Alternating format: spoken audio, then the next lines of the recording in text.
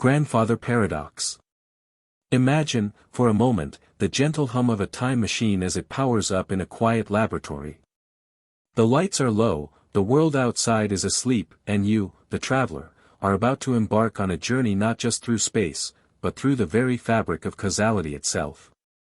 Tonight, we explore the Grandfather Paradox, a thought experiment that softly unsettles the mind, inviting us to ponder the logic of time, identity, and the boundaries of what can be known. Let us know in the comments where you're watching from and what time it is. Crazy how these ideas bring us together. If you enjoy deep dives like this, subscribe to keep the journey going. Now relax, get cozy, and let's unravel some mind-bending paradoxes. Let's begin with a simple, almost whimsical question. What would happen if you could travel back in time and prevent your own existence? The classic version of the paradox is this. Suppose you go back to a time before your parent was born and, through some misadventure or intention, cause your grandfather's death. If your grandfather dies before having children, your parent is never born. And if your parent is never born, neither are you. But if you are never born, then you could not have traveled back in time to cause your grandfather's death. And if you didn't, then your grandfather lives, your parent is born, and so are you, free to travel back in time and start the cycle again. This is the heart of the Grandfather Paradox, a loop of cause and effect that seems to twist in on itself, creating a contradiction that logic alone cannot unravel. The paradox is not limited to grandfathers. The same logic applies if you attempt to change any event in the past that would prevent your own existence or the conditions that allowed you to travel back in time in the first place. The paradox is a kind of temporal knot, a puzzle that has fascinated philosophers, physicists, and storytellers for nearly a century. Now, let's gently examine some of the most interesting explanations and implications of this paradox. One approach is the self-consistency principle, sometimes called the Novikov self-consistency principle. This idea suggests that the universe somehow prevents paradoxes from occurring. In this view, you might attempt to harm your grandfather, but circumstances, perhaps a sudden gust of wind, a misfiring weapon, or an unexpected intervention, always conspire to ensure that you fail. The past, it seems, is stubbornly resistant to change. You can participate in events, but only in ways that are consistent with the history you already know. The universe, under this principle, is a closed loop where cause and effect are always in harmony, and paradoxes are quietly, elegantly avoided. Another possibility is the parallel universe or many worlds interpretation. Here, when you travel back and change the past, you don't alter your own history. Instead, you create, or perhaps slip into, an alternate timeline. In this new branch of reality, your grandfather is gone, and you were never born. But in your original timeline, nothing has changed, your journey and your actions are simply part of a different universe's history. 5. This explanation preserves both your existence and the logic of causality, but it raises new questions. Are there infinite versions of you? Can you ever return to your original world, or are you forever a wanderer among the branches of the multiverse? There are also more philosophical perspectives. Some thinkers argue that the paradox is evidence that time travel to the past is simply impossible. The laws of physics, they suggest, may contain some hidden safeguard, perhaps a fundamental law of causality, as inviolable as gravity, that prevents anyone from changing the past in a way that would create a contradiction. The universe, in this view, is not just orderly, but self-protecting, quietly ensuring that the tapestry of history remains unbroken. Others propose that the paradox exposes the limits of our understanding of time itself. Perhaps time is not a simple, linear sequence of events, but something more complex, a web of possibilities, or a landscape where past, present, and future are woven together in ways we can barely imagine. The Grandfather Paradox, then, is not just a puzzle about time travel, but a window into the deeper mysteries of reality. Let's consider some real-world reflections and analogies. In quantum mechanics, there are experiments that seem to allow for retrocausality, effects that precede their causes. While these are not the same as time travel, they hint at a universe where the flow of time is not as rigid as we once thought. In fiction, stories like Back to the Future and Looper play with the paradox, using it as a springboard for adventure and philosophical reflection. And in mathematics and logic, the paradox is a reminder that not all questions have simple answers. Some are invitations to think more deeply about the assumptions that underlie our understanding of the world. Philosophically, the grandfather paradox raises profound questions about free will and determinism. If the past cannot be changed, are our actions predetermined? If alternate timelines exist, what does it mean to be you? Is identity tied to a single history, or could countless versions of ourselves exist, each shaped by different choices and events? As we drift toward the conclusion of this gentle mental journey, let's reflect on the paradox's ultimate lesson. The grandfather paradox is more than a curiosity about time travel. It is a mirror held up to our desire for control, our longing to rewrite the past, and our fascination with the boundaries of knowledge. It reminds us that some questions are meant not to be answered, but to be pondered, softly, thoughtfully, in the quiet hours when the world is still and the mind is free to wander. So, as you settle into sleep, let the grandfather paradox be a gentle companion, a puzzle without a solution, a story without an ending, and a reminder that the universe is, in its deepest essence, a place of wonder and possibility. Quantum Immortality Paradox. Imagine a scenario where a gun is aimed at your head, triggered by a quantum device measuring the spin of a subatomic particle. If the particle spins one way, the gun fires; if it spins the other, it does not. Each time the trigger is pulled, from your own perspective, the gun never fires, you always survive. This is the unsettling core of the quantum immortality paradox, rooted in the many worlds interpretation of quantum mechanics. According to this interpretation, every quantum event causes the universe to split into multiple branches, each representing different outcomes. In one universe, the gun fires; in another, it doesn't. While countless versions of you may perish in some branches, the conscious you, the one experiencing reality, always finds themselves in the branch where survival occurs. Death, then, becomes something that happens only to other versions of yourself, never to the observer. Your awareness profoundly shapes how you perceive death and survival within the quantum immortality paradox, because consciousness itself is central to the paradox's logic and to how we understand mortality. Firstly, as philosopher Todd May and others have noted, we cannot truly imagine our own non-existence. The moment of death eludes our conscious grasp because imagining death requires the presence of an observer who, paradoxically, would no longer exist. This means your awareness inherently filters experience toward survival; you can only be aware in branches of reality where you continue to exist. Thus, your subjective experience aligns with the paradox's claim that you never witness your own death, only the continuation of consciousness. Secondly, awareness of mortality influences motivation and meaning in life.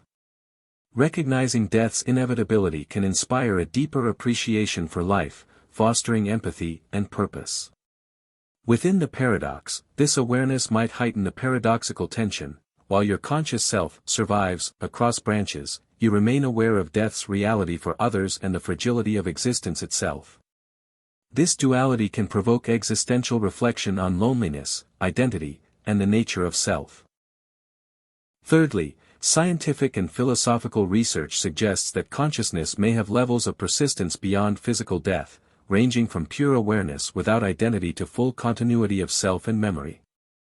Your awareness, then, may influence how you interpret survival, not just physically but as a continuing subjective experience, which resonates with the paradox's emphasis on the observer's perspective. Finally, awareness shapes how you relate to the paradox emotionally and cognitively. It can provoke anxiety or existential dread, but also inspire acceptance and peace by confronting the mystery of consciousness and mortality head-on. The paradox invites you to consider that survival is not merely biological but tied to the continuity of conscious experience, which your awareness both defines and experiences. In sum, your conscious awareness acts as the lens through which the quantum immortality paradox unfolds. It limits your experience to survival branches, challenges your ability to conceive of death, colors your emotional response to mortality, and frames the very possibility of ongoing existence beyond physical demise. This interplay between awareness and survival lies at the heart of the paradox's profound philosophical and psychological implications. This idea extends from Schrödinger's cat thought experiment, where a cat in a box is both alive and dead until observed. The many worlds view suggests the cat is alive in one universe and dead in another, both real but separate. Applied to human consciousness, it implies that your experience follows the path of continued existence, no matter how improbable that path may be. At first, this seems fantastical. We witness death all around us, an undeniable part of life. Yet, from a first-person viewpoint, you never experience your own death, only the continuation of consciousness. Quantum immortality suggests this pattern never breaks. Even if survival depends on an extraordinary chain of unlikely events, miraculous recoveries or improbable accidents, you always find yourself in the reality where you live. But what would such an existence be like? Imagine lingering indefinitely in a fragile state, perhaps hooked to life support, with consciousness persisting despite severe physical decline. The paradox raises a haunting possibility: survival without release, trapped in a deteriorating form. Moreover, while you continue, those around you do not. Each timeline diverges, marked by increasing loneliness as familiar faces vanish. Of course, this paradox depends entirely on the truth of the many worlds interpretation. If the universe does not branch with every quantum event, if wave functions collapse into single outcomes, then quantum immortality fails, and death remains final.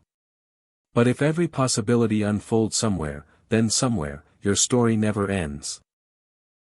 You continue walking to new days, defying odds that would otherwise dictate your demise. In this light, the question shifts from whether you will live forever to how long you will endure, and what that endless survival might mean for the nature of consciousness and existence itself.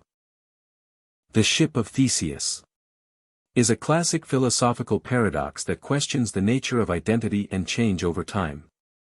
The thought experiment imagines a ship, Theseus's ship, that has its parts replaced one by one as they wear out.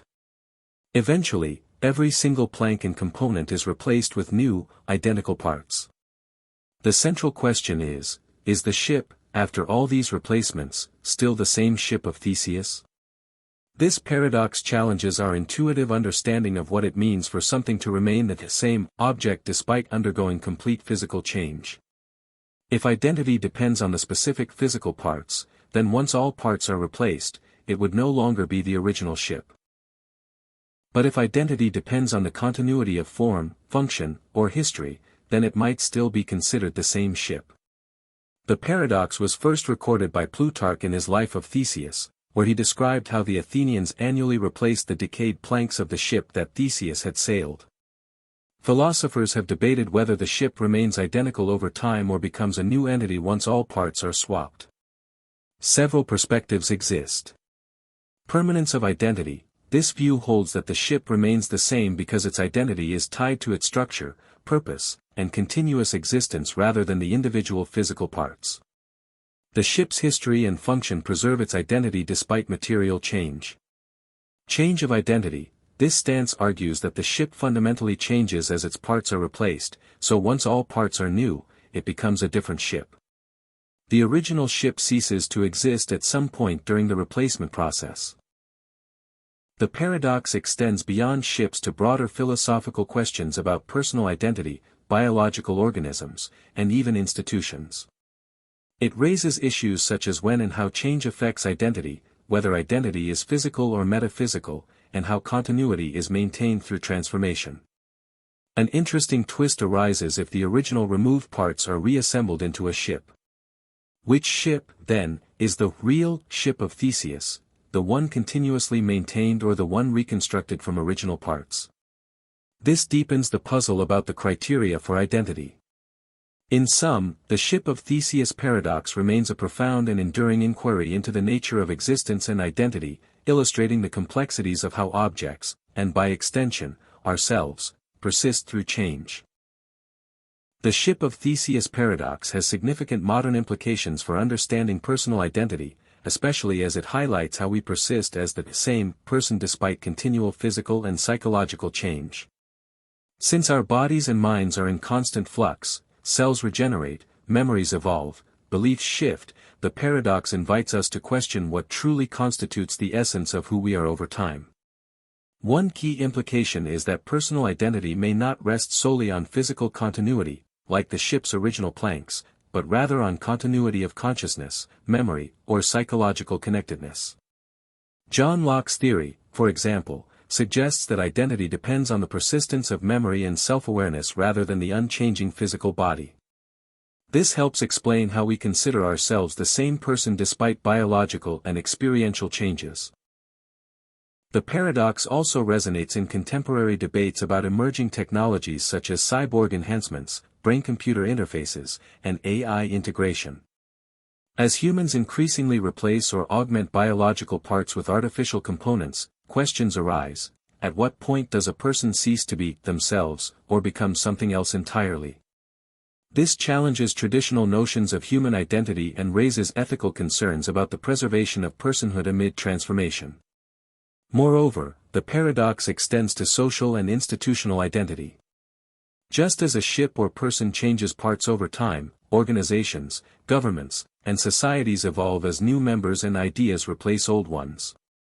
Yet, they often maintain a sense of continuous identity tied to history, purpose, or values rather than unchanging material substance. In sum, the Ship of Theseus paradox encourages a fluid and dynamic understanding of personal identity, one that embraces change and continuity simultaneously.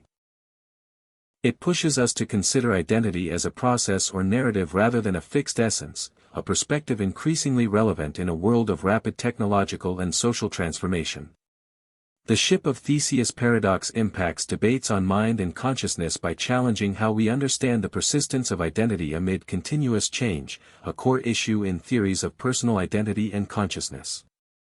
Firstly, the paradox highlights that just as a ship can undergo complete material replacement yet still be considered the same object, the human mind and consciousness might persist despite constant physical and mental change. This raises questions about what grounds the identity of the conscious self. Is it the physical brain, the continuity of mental states, or something else? Philosophically, this connects to debates about whether consciousness is reducible to physical components or whether there is an irreducible subjective essence. The paradox encourages inquiry into whether the self is a stable entity or a dynamic process, aligning with views like the narrative or psychological continuity theories of identity. Moreover, the paradox complicates the hard problem of consciousness, which concerns how subjective experience arises from physical brain processes. If the brain's physical substrate is in flux, yet consciousness seems continuous, the paradox suggests that identity and conscious experience might not straightforwardly map onto physical structures alone. It also resonates with the paradox of self-consciousness, where reflecting on one's own mental states changes those states, revealing the fluid and self-referential nature of consciousness too. The Ship of Theseus metaphorically illustrates this fluidity. The parts of consciousness, thoughts, sensations, are ever-changing, yet the whole self is experienced as continuous.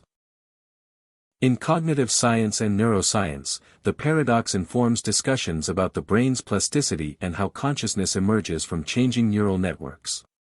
It challenges simplistic materialist views by showing that identity and consciousness may be more about patterns and processes than fixed physical components. Finally, the paradox influences contemporary philosophical and scientific debates by encouraging a shift from viewing mind and consciousness as static things to understanding them as evolving phenomena, deeply entwined with change, continuity, and self-reference. In summary, the Ship of Theseus paradox enriches debates on mind and consciousness by exposing the complexities of identity persistence amid change, underscoring the challenges in explaining how a continuous conscious self arises from a constantly changing physical and mental substrate. Paradox of Thrift. Picture a community where every individual decides to save more money than usual, cutting back on spending to build personal financial security. At first glance, this seems like a prudent and responsible choice. After all, saving is generally wise advice. Yet, paradoxically, if everyone simultaneously increases their savings and reduces consumption, the overall economy can slow down, leading to lower incomes and even higher unemployment. This phenomenon is known as the paradox of thrift, a concept in economics that reveals how individual prudence can, in aggregate, become collective misfortune. The paradox of thrift challenges the straightforward notion that saving is always beneficial.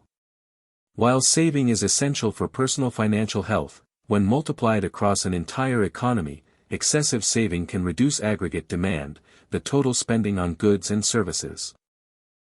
Since demand drives production, employment, and income, a widespread increase in saving can cause a contraction in economic activity. This contraction, in turn, can reduce total savings in the economy because incomes fall, illustrating a counterintuitive dynamic. Attempts to save more can lead to less saving overall. The roots of the paradox trace back to the ideas of John Maynard Keynes, who articulated it during the Great Depression. Keynes argued that in times of economic downturn, individuals' attempts to save more by cutting consumption exacerbate the crisis. When people spend less, businesses earn less revenue, leading them to reduce investment and lay off workers. The resulting loss of income means people have less to save, despite their intentions. This feedback loop reveals a tension between microeconomic rationality, saving to secure one's future, and macroeconomic outcomes, collective saving behavior undermining economic stability. To grasp this more concretely, consider a simplified example. Imagine a small island economy where all inhabitants produce and consume goods. If everyone decides to save half of their income rather than spend it, demand for goods drops. Producers respond by cutting back production and laying off workers. As incomes fall, the total amount saved by the community declines, even though each person tries to save more. The paradox lies in the fact that the sum of individual savings efforts does not translate into greater collective savings but instead into economic shrinkage. Philosophically, the paradox of thrift invites reflection on the interplay between individual actions and collective consequences. It highlights the complexity of social systems, where rational behavior at the individual level can produce irrational outcomes at the group level. This challenges simplistic views of human behavior and economic policy, urging a more nuanced understanding of how personal choices aggregate into societal effects. The paradox also raises ethical questions about responsibility. While saving is prudent for individuals, is there a collective responsibility to maintain economic vitality through spending? Scientifically, the paradox aligns with principles in systems theory and complexity science. Economies are complex adaptive systems where feedback loops and interdependencies shape outcomes. The paradox of thrift exemplifies a negative feedback loop, where increased saving reduces income, which in turn reduces saving capacity. This dynamic underscores the importance of considering systemic effects rather than isolated actions. It also illustrates why economic policies often aim to stimulate demand during recessions, through government spending or monetary interventions, to counteract the contractionary effects of increased saving. Real-world reflections of the paradox of thrift abound, especially during economic crises. The 2008 global financial crisis and the COVID-19 pandemic-induced recession saw heightened saving rates as uncertainty rose.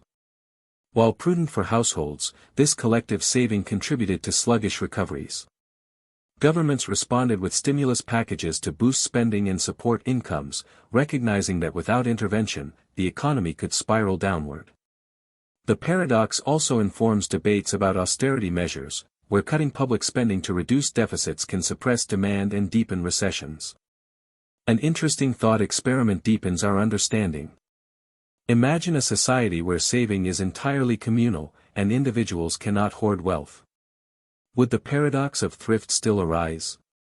Possibly not, because saving would translate directly into collective investment, sustaining demand and production. This scenario highlights how private saving differs from investment and how the institutional context shapes economic dynamics. It also points to the role of financial systems in channeling savings into productive uses, mitigating the paradox's negative effects. The paradox of thrift also connects to psychological and behavioral dimensions. During uncertain times, fear and risk aversion drive increased saving, a natural response to insecurity. Yet, this collective behavior can become self-defeating, creating a cycle of economic contraction and further uncertainty. Understanding this dynamic can help policymakers design interventions that restore confidence and encourage spending without undermining individuals' sense of security. In conclusion, the paradox of thrift reveals a subtle and profound tension between individual prudence and collective well-being. While saving is essential for personal financial health, when practiced excessively across society, it can undermine economic stability and reduce total savings. This paradox invites us to think beyond individual choices and consider the systemic consequences of our actions. It also reminds us that in interconnected systems like economies, balance and coordination are crucial. As you reflect on this paradox before sleep, let it serve as a meditation on the delicate dance between self-interest and the common good, a reminder that sometimes, the wisest choice for all is to spend a little more today. The Stability-Instability Paradox. Imagine two nuclear-armed states locked in a tense standoff. Both possess enough nuclear weapons to destroy each other many times over, creating a situation where neither side dares to initiate a full-scale war due to the catastrophic consequences. This mutual deterrence fosters a fragile strategic stability, preventing large-scale conflict. Yet, paradoxically, this very stability at the highest level appears to encourage more frequent, smaller-scale conflicts such as border skirmishes, proxy wars, or cyber attacks. This phenomenon is known as the Stability-Instability Paradox, a key theory in international relations that explains how nuclear weapons simultaneously promote peace and conflict. The paradox arises because nuclear weapons create a powerful deterrent against all-out war, known as mutually assured destruction, MAD. Both sides understand that a nuclear exchange would be devastating and suicidal, so they avoid escalating conflicts to that level. This strategic stability reduces the likelihood of direct, large-scale wars between nuclear-armed adversaries. However, the paradox lies in what happens beneath this strategic threshold. Because both parties recognize that nuclear war is off the table, they feel emboldened to engage in sub-strategic or lower-level conflicts, believing these skirmishes will not trigger a nuclear response. This dynamic can be summarized as follows: nuclear weapons decrease the probability of major wars but increase the likelihood of minor or indirect conflicts. The logic is that the red line of nuclear war is so severe that neither side will cross it, but that a space beneath that line becomes a zone where conflict can occur with less fear of uncontrollable escalation. This paradox is not merely theoretical, it has played out repeatedly in history. The Cold War offers a classic example. The United States and the Soviet Union, both nuclear powers, never fought each other directly in a conventional war due to the risk of nuclear escalation. Instead, they engaged in numerous proxy wars around the world, in Korea, Vietnam, Afghanistan, Angola, and elsewhere, supporting opposing sides without risking direct confrontation. These proxy conflicts were intense and costly but stopped short of triggering a nuclear exchange, illustrating the Stability-Instability Paradox in action.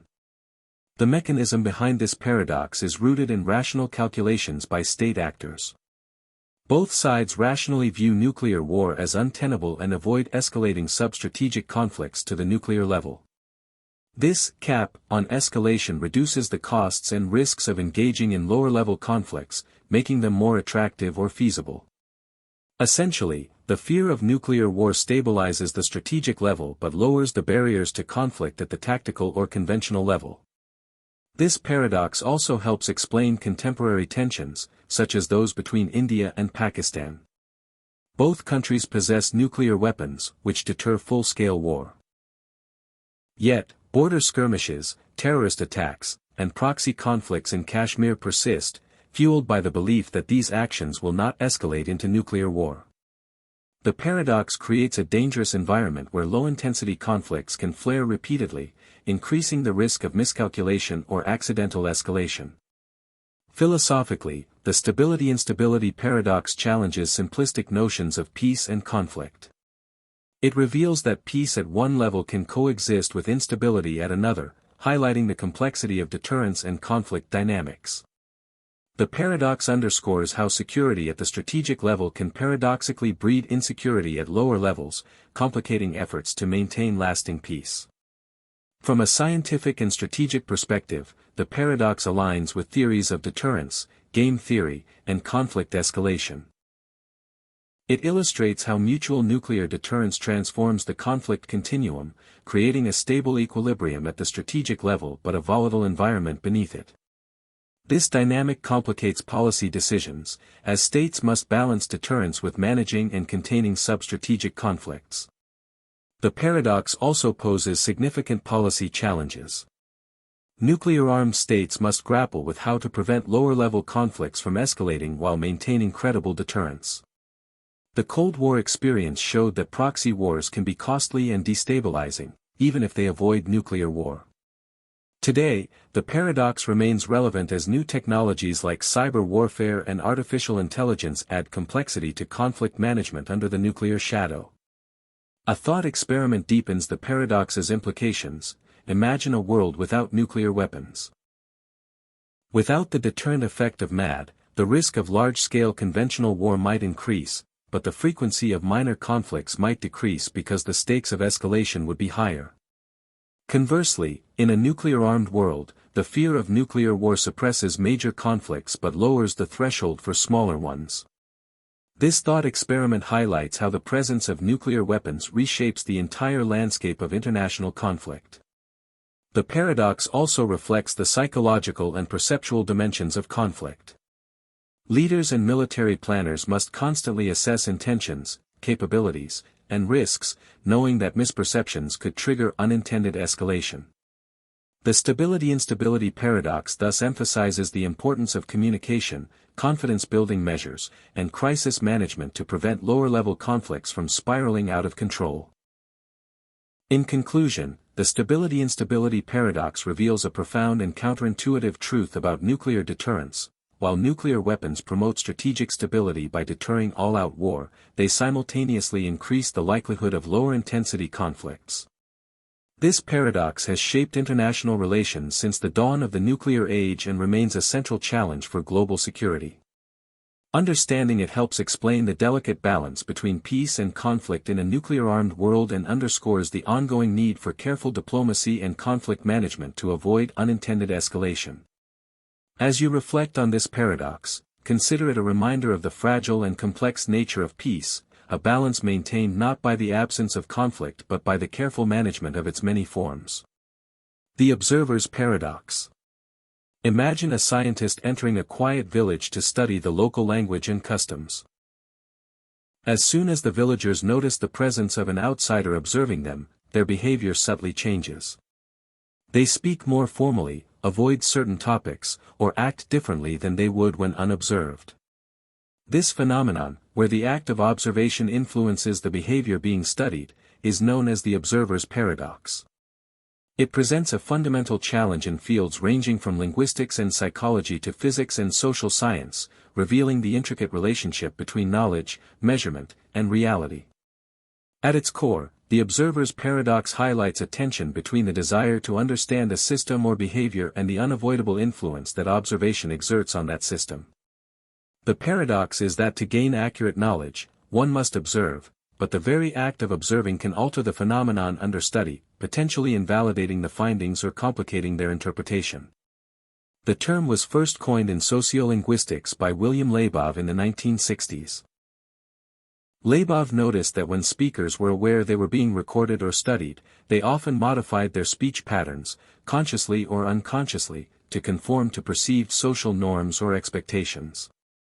This made it difficult to capture authentic language use, posing a methodological challenge. The paradox thus emerged from the recognition that the observer's presence is not neutral but an active component in the social environment. Philosophically, the Observer's Paradox touches on deep questions about objectivity and the nature of reality. It challenges the classical scientific ideal of an impartial observer who can measure phenomena without influencing them. Instead, it suggests that observation is an interactive process, where knowledge and reality are intertwined. This insight resonates with epistemological debates about the limits of knowledge and the role of the subject in constructing what is known. In physics, the Observer's Paradox takes on a particularly striking form in quantum mechanics. The famous Heisenberg uncertainty principle and the wave function collapse illustrate that measuring certain properties of quantum particles inevitably changes those properties. For example, observing an electron's position with precision disturbs its momentum. This is not merely a technical limitation but a fundamental feature of quantum systems, implying that at a fundamental level, reality is affected by observation. The paradox here reveals that the act of measurement is inseparable from the phenomena being measured. Beyond physics and linguistics, the observer's paradox appears in social sciences and psychology. When researchers study human behavior, participants often alter their actions because they know they are being watched, a phenomenon known as the Hawthorne effect. This effect complicates the interpretation of experimental results and calls for careful research designed to minimize observer influence. Techniques such as unobtrusive observation, participant observation, or the use of indirect measures attempt to address this challenge. The paradox also has implications for everyday life and self-awareness. Consider how people behave differently when they know they are on camera or being judged, whether in social media, public speaking, or personal interactions. This awareness can lead to self-monitoring and altered behavior, influencing identity and social dynamics. The observer's paradox thus extends beyond academic inquiry, shaping how we understand authenticity, performance, and social reality. A thought experiment helps illuminate the paradox. Imagine a perfectly hidden observer who can watch a community without anyone knowing. Would the behavior recorded then be more authentic? Possibly, but the very idea of an observer who does not influence the system challenges our understanding of observation itself. In practice, the presence of an observer is often unavoidable, and the paradox reminds us that knowledge is always situated within a context of interaction. Scientifically, addressing the observer's paradox requires innovative methodologies. In linguistics, researchers use long-term immersion to reduce the impact of their presence. In physics, experiments are designed to account for measurement effects. In psychology, blind or double-blind studies help minimize observer bias. These approaches acknowledge that while observation influences phenomena, careful design can mitigate and understand these effects rather than eliminate them entirely. Philosophically, the paradox encourages humility about claims of objective knowledge.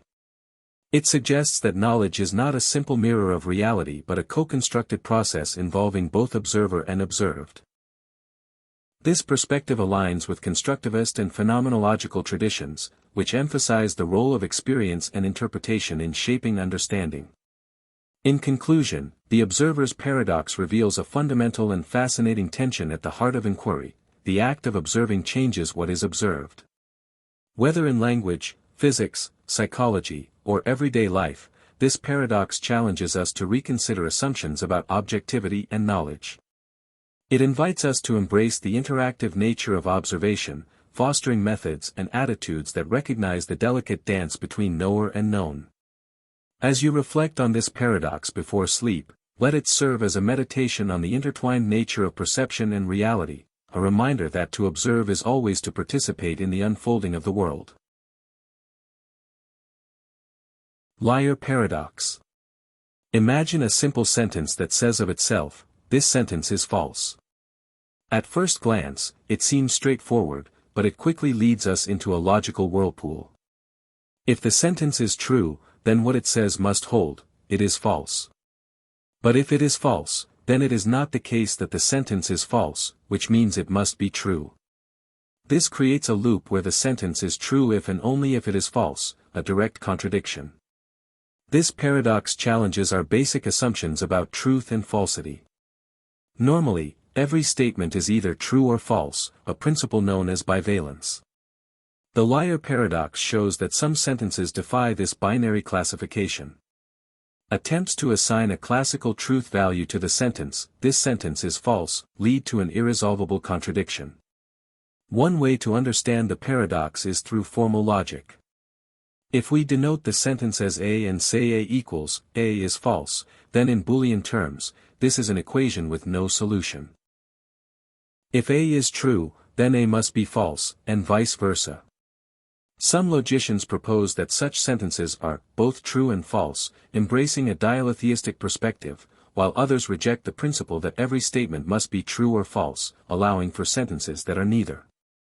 The paradox is not limited to a single sentence. It can be extended to sequences of statements that refer to each other's truth or falsity, creating cycles that similarly defy consistent truth assignments. For example, consider three statements where each says the next one is false. No matter how we assign truth values, contradictions arise, reflecting the same core problem of self-reference and negation. The liar paradox challenges our understanding of truth and falsity by exposing a fundamental contradiction in how we assign truth values to certain self-referential statements. The classic example is the sentence, "This statement is false." If we assume the sentence is true, then what it says must hold, meaning it is false. Conversely, if we assume it is false, then it must be true. This creates a logical loop where the sentence is true if and only if it is false, making it impossible to consistently classify it as either true or false without contradiction. This paradox undermines the classical principle of bivalence, which holds that every statement must be either true or false. The liar paradox shows that some statements defy this binary classification, suggesting that our conventional approach to truth and falsity is insufficient when dealing with self-reference and semantic concepts. It reveals that the notion of truth is more subtle and complex than traditionally assumed, challenging the coherence of classical logic and semantics. Philosophically, the paradox calls into question the validity of self-reference in language and the ability to make truthful statements about one's own truthfulness. It has led to various responses, such as rejecting that every statement must have a truth value, allowing for truth value gaps where some sentences are neither true nor false, or adopting non-classical logics that tolerate contradictions without collapsing into triviality. In summary, the liar paradox challenges our understanding of truth and falsity by demonstrating that self-referential statements can produce irresolvable contradictions under classical logic, forcing a reconsideration of fundamental logical and semantic principles. The liar paradox exposes limits in classical logic systems because it generates a self-referential contradiction that classical logic cannot resolve without collapsing into inconsistency. The paradox arises from the sentence, "This sentence is false," which, if true, must be false, and if false, must be true. This creates a situation where the sentence is true if and only if it is false, violating the principle that every statement must be either true or false, the law of excluded middle, and the principle of non-contradiction. Classical logic relies on bivalence, the idea that every proposition has exactly one truth value, true or false, and on inference rules that allow deriving consequences from assumptions. However, when faced with the liar sentence, classical logic forces a contradiction. Assuming the sentence is true leads to it being false, and assuming it is false leads to it being true. This contradiction means classical logic cannot assign a consistent truth value to the sentence without breaking down. Moreover, classical logic's principle of explosion states that from a contradiction, any statement can be inferred, which would render the entire logical system trivial if the paradox is admitted as is. Thus, the paradox reveals that classical logic's standard semantic and inferential framework is inadequate to handle self-referential sentences involving truth predicates. This has led to various responses, such as rejecting the unrestricted use of the truth predicate, introducing hierarchical languages to avoid self-reference, or adopting non-classical logics, e.g., paraconsistent or dialethetic logics, that allow some contradictions without collapse. The paradox therefore highlights fundamental limitations in classical logic's treatment of truth, reference, and negation, showing that classical logic cannot fully capture the semantic subtleties involved in self-referential statements.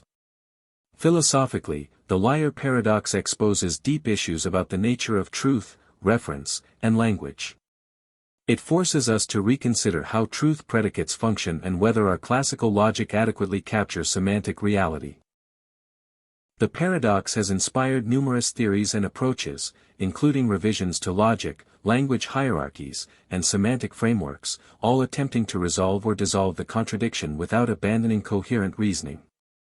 In real-world terms, the paradox invites reflection on how we communicate and understand statements about truth. It shows that language can be self-referential in ways that challenge straightforward interpretation. This has implications not only for philosophy and logic but also for computer science, linguistics, and cognitive science, where self-reference and semantic consistency are crucial. Ultimately, the liar paradox remains a fascinating puzzle, a gentle mental engagement that softly stimulates the mind by revealing the limits of our concepts of truth and falsity. It encourages us to explore the boundaries of logic and language calmly and thoughtfully, appreciating the subtle complexity hidden in a seemingly simple sentence. The two envelopes paradox. Imagine you are presented with two envelopes, each containing a sum of money. One envelope holds twice as much as the other, but you don't know which is which. You pick one envelope at random, feeling the weight of possibility in your hands.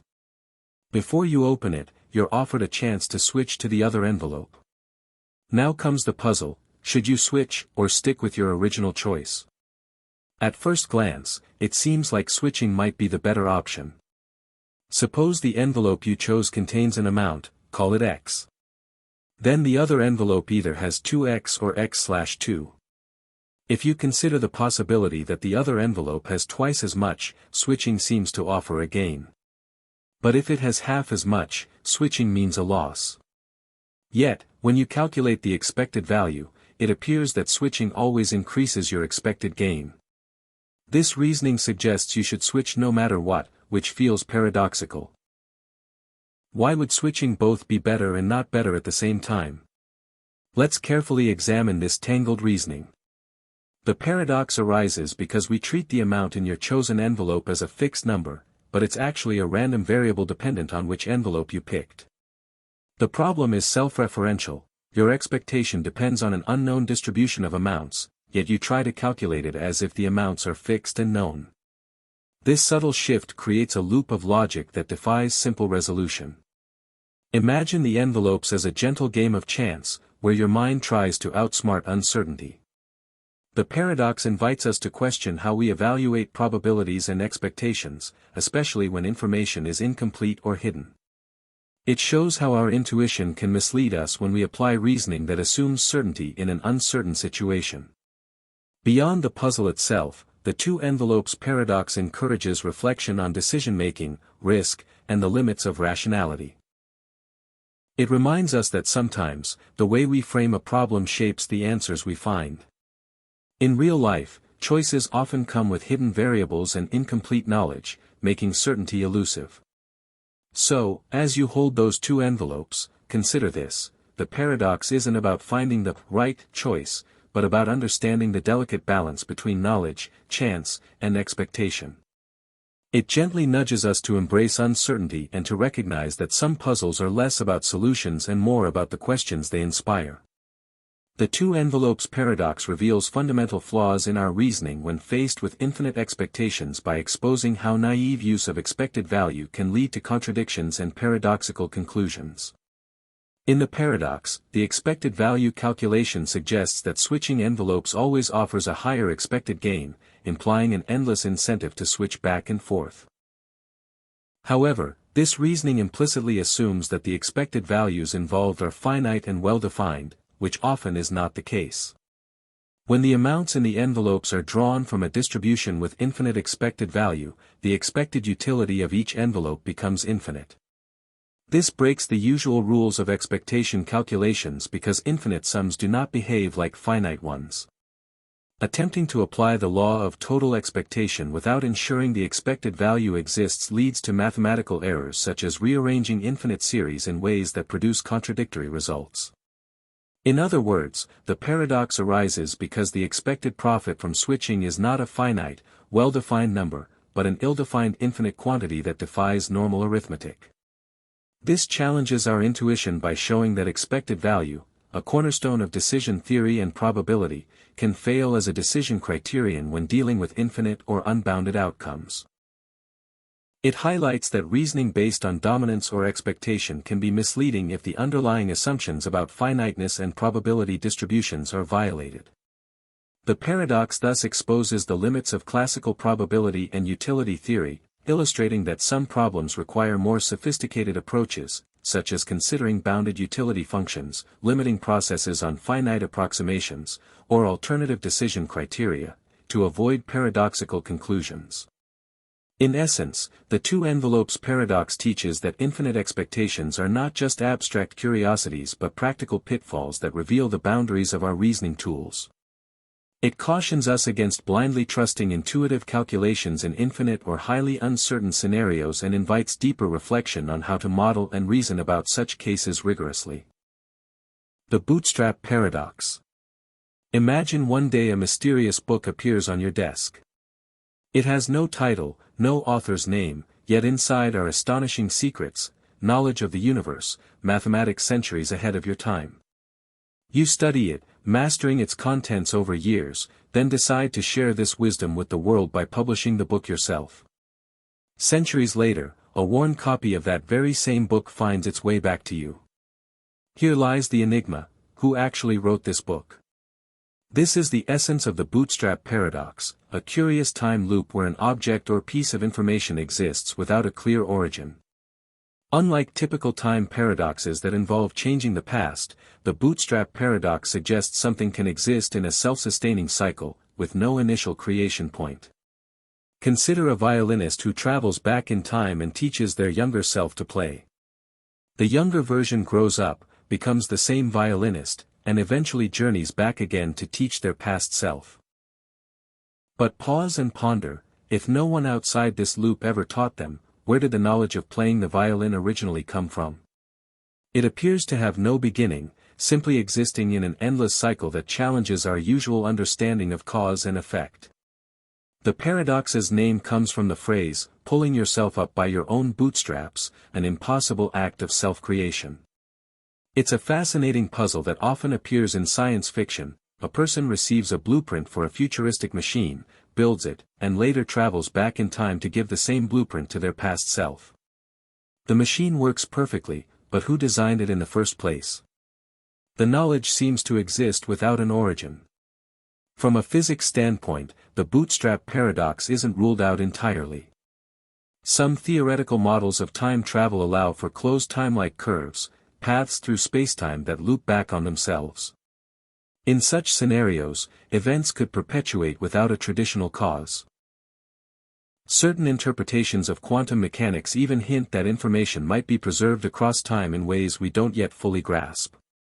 But the paradox's deeper significance goes beyond time travel. It invites us to question a fundamental assumption: does every effect require a cause? In everyday life, we expect things to have beginnings. Yet the Bootstrap Paradox suggests something might simply exist, self-contained and originless, challenging our most basic notions of reality. If such paradoxes are possible, they could reshape how we understand existence itself. After all, if a book, a violinist's skill, or a machine can exist without a clear creator, who's to say the universe didn't emerge in a similar timeless loop? As you drift toward sleep, consider this gentle mystery: perhaps some truths lie beyond beginnings and ends, wrapped in cycles that quietly sustain themselves through time.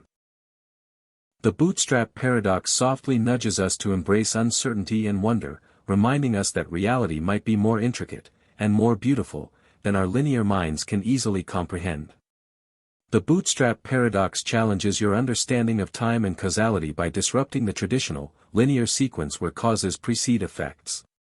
In this paradox, an object or piece of information is sent back in time and becomes its own origin, creating a closed causal loop with no clear starting point. For example, imagine a time traveler who gives Shakespeare a copy of Hamlet before Shakespeare wrote it, and Shakespeare then publishes it as his own work. The question arises: who actually wrote Hamlet? The play seems to exist without an original creator, defying the usual cause and effect order. This paradox forces you to reconsider the assumption that time flows in a straight line and that every effect must have a distinct cause. Instead, it suggests that events can loop back and sustain themselves, blurring the boundary between cause and effect. Such loops imply that an effect can be both the cause and consequence of itself, challenging the very foundation of causality as we understand it. Moreover, the Bootstrap Paradox raises profound philosophical questions about the nature of information, originality, and existence. If knowledge or objects can exist without an initial creation, simply passed along a temporal loop, then the concept of an origin becomes ambiguous or even meaningless. 3. This unsettles our intuitive grasp of how reality is constructed and how events are interconnected. While the paradox remains a theoretical thought experiment rather than an observed phenomenon, it plays a crucial role in testing the limits of physics and philosophy. It motivates ideas like the Novikov self-consistency principle, which suggests that any events within such loops must be consistent to avoid contradictions, preserving the timeline's integrity. 3. Still, the paradox invites ongoing reflection on whether time and causality might be more cyclical and intertwined than traditionally believed. In essence, the Bootstrap Paradox challenges you to expand your understanding of time beyond a simple linear progression and to accept that causality might sometimes form closed loops. It encourages a deeper inquiry into how events, information, and existence itself might be connected in ways that transcend conventional cause and effect relationships.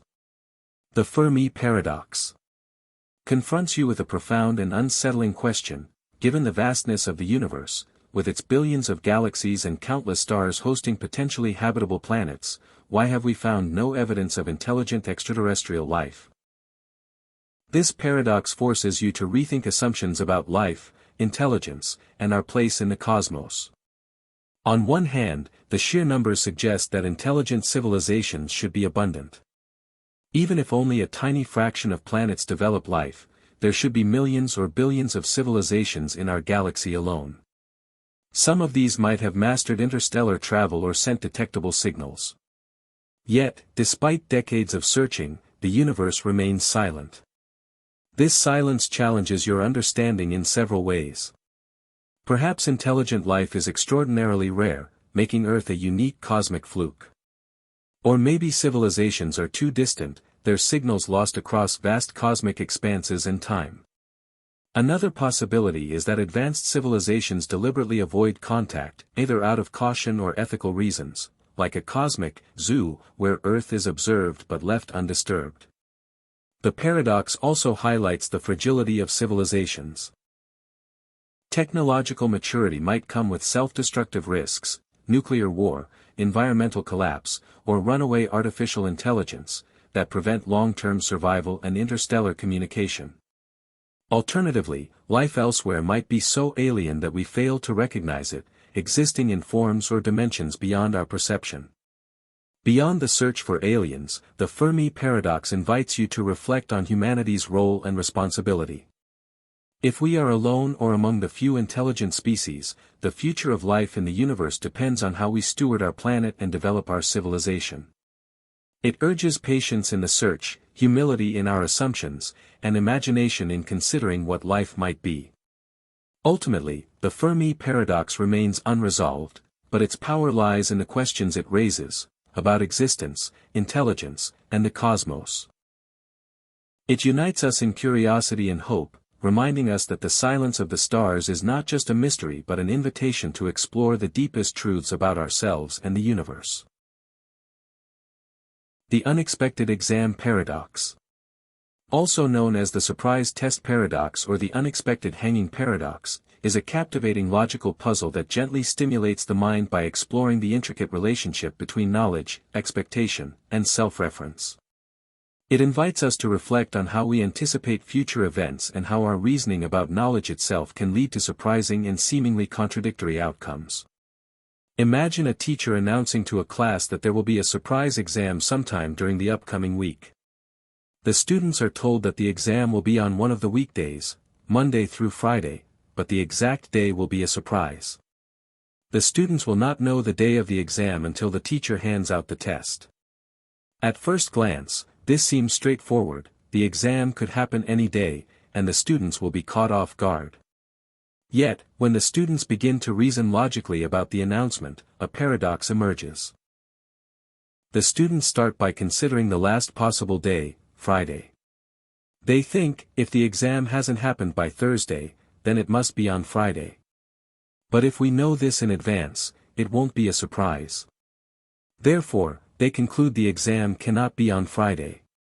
Next, they apply the same reasoning to Thursday. Since Friday is eliminated, if the exam hasn't occurred by Wednesday, it must be on Thursday. But then it wouldn't be a surprise either, so Thursday is also eliminated. This backward elimination continues through Wednesday, Tuesday, and finally Monday, leading to the conclusion that the surprise exam cannot happen at all. Yet, when the teacher gives the exam on, say, Wednesday, the students are genuinely surprised. How can this be? Their logical deduction seems sound, but the outcome contradicts their conclusion. This is the heart of the unexpected exam paradox. The reasoning that leads to the impossibility of the surprise exam does not prevent the exam from being a surprise when it actually occurs. Philosophically, this paradox challenges our understanding of knowledge and expectation. It reveals a tension between what can be known in principle and what is actually known in practice. The student's reasoning assumes perfect logical foresight and that the condition of surprise is absolute.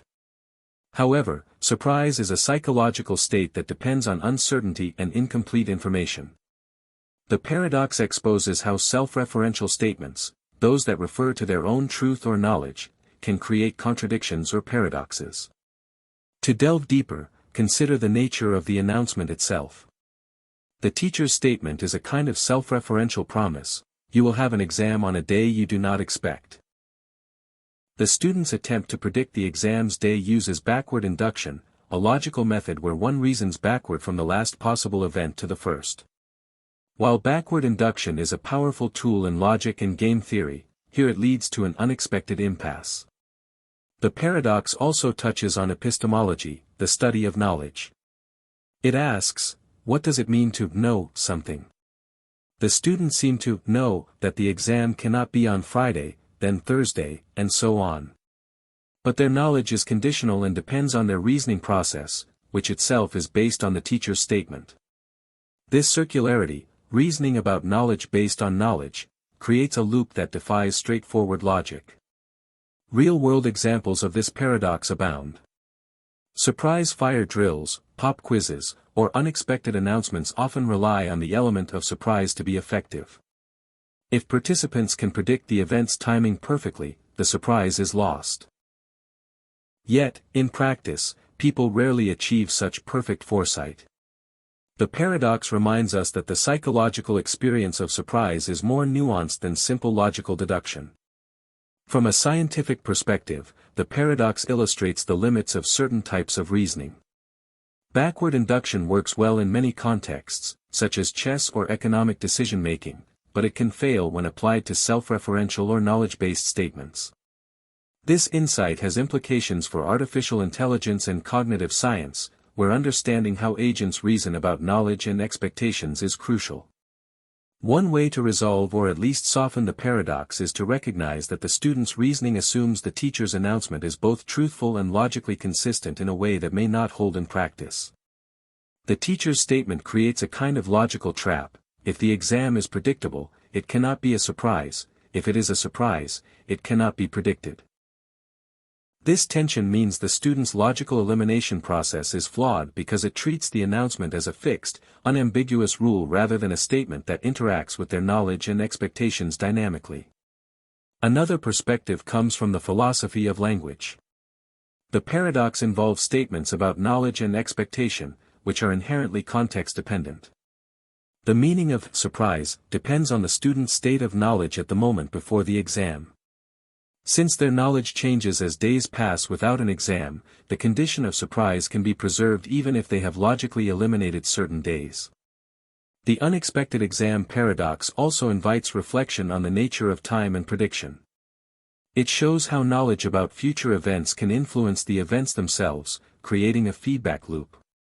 This is reminiscent of phenomena in physics and philosophy where observation affects outcomes, such as the observer effect in quantum mechanics.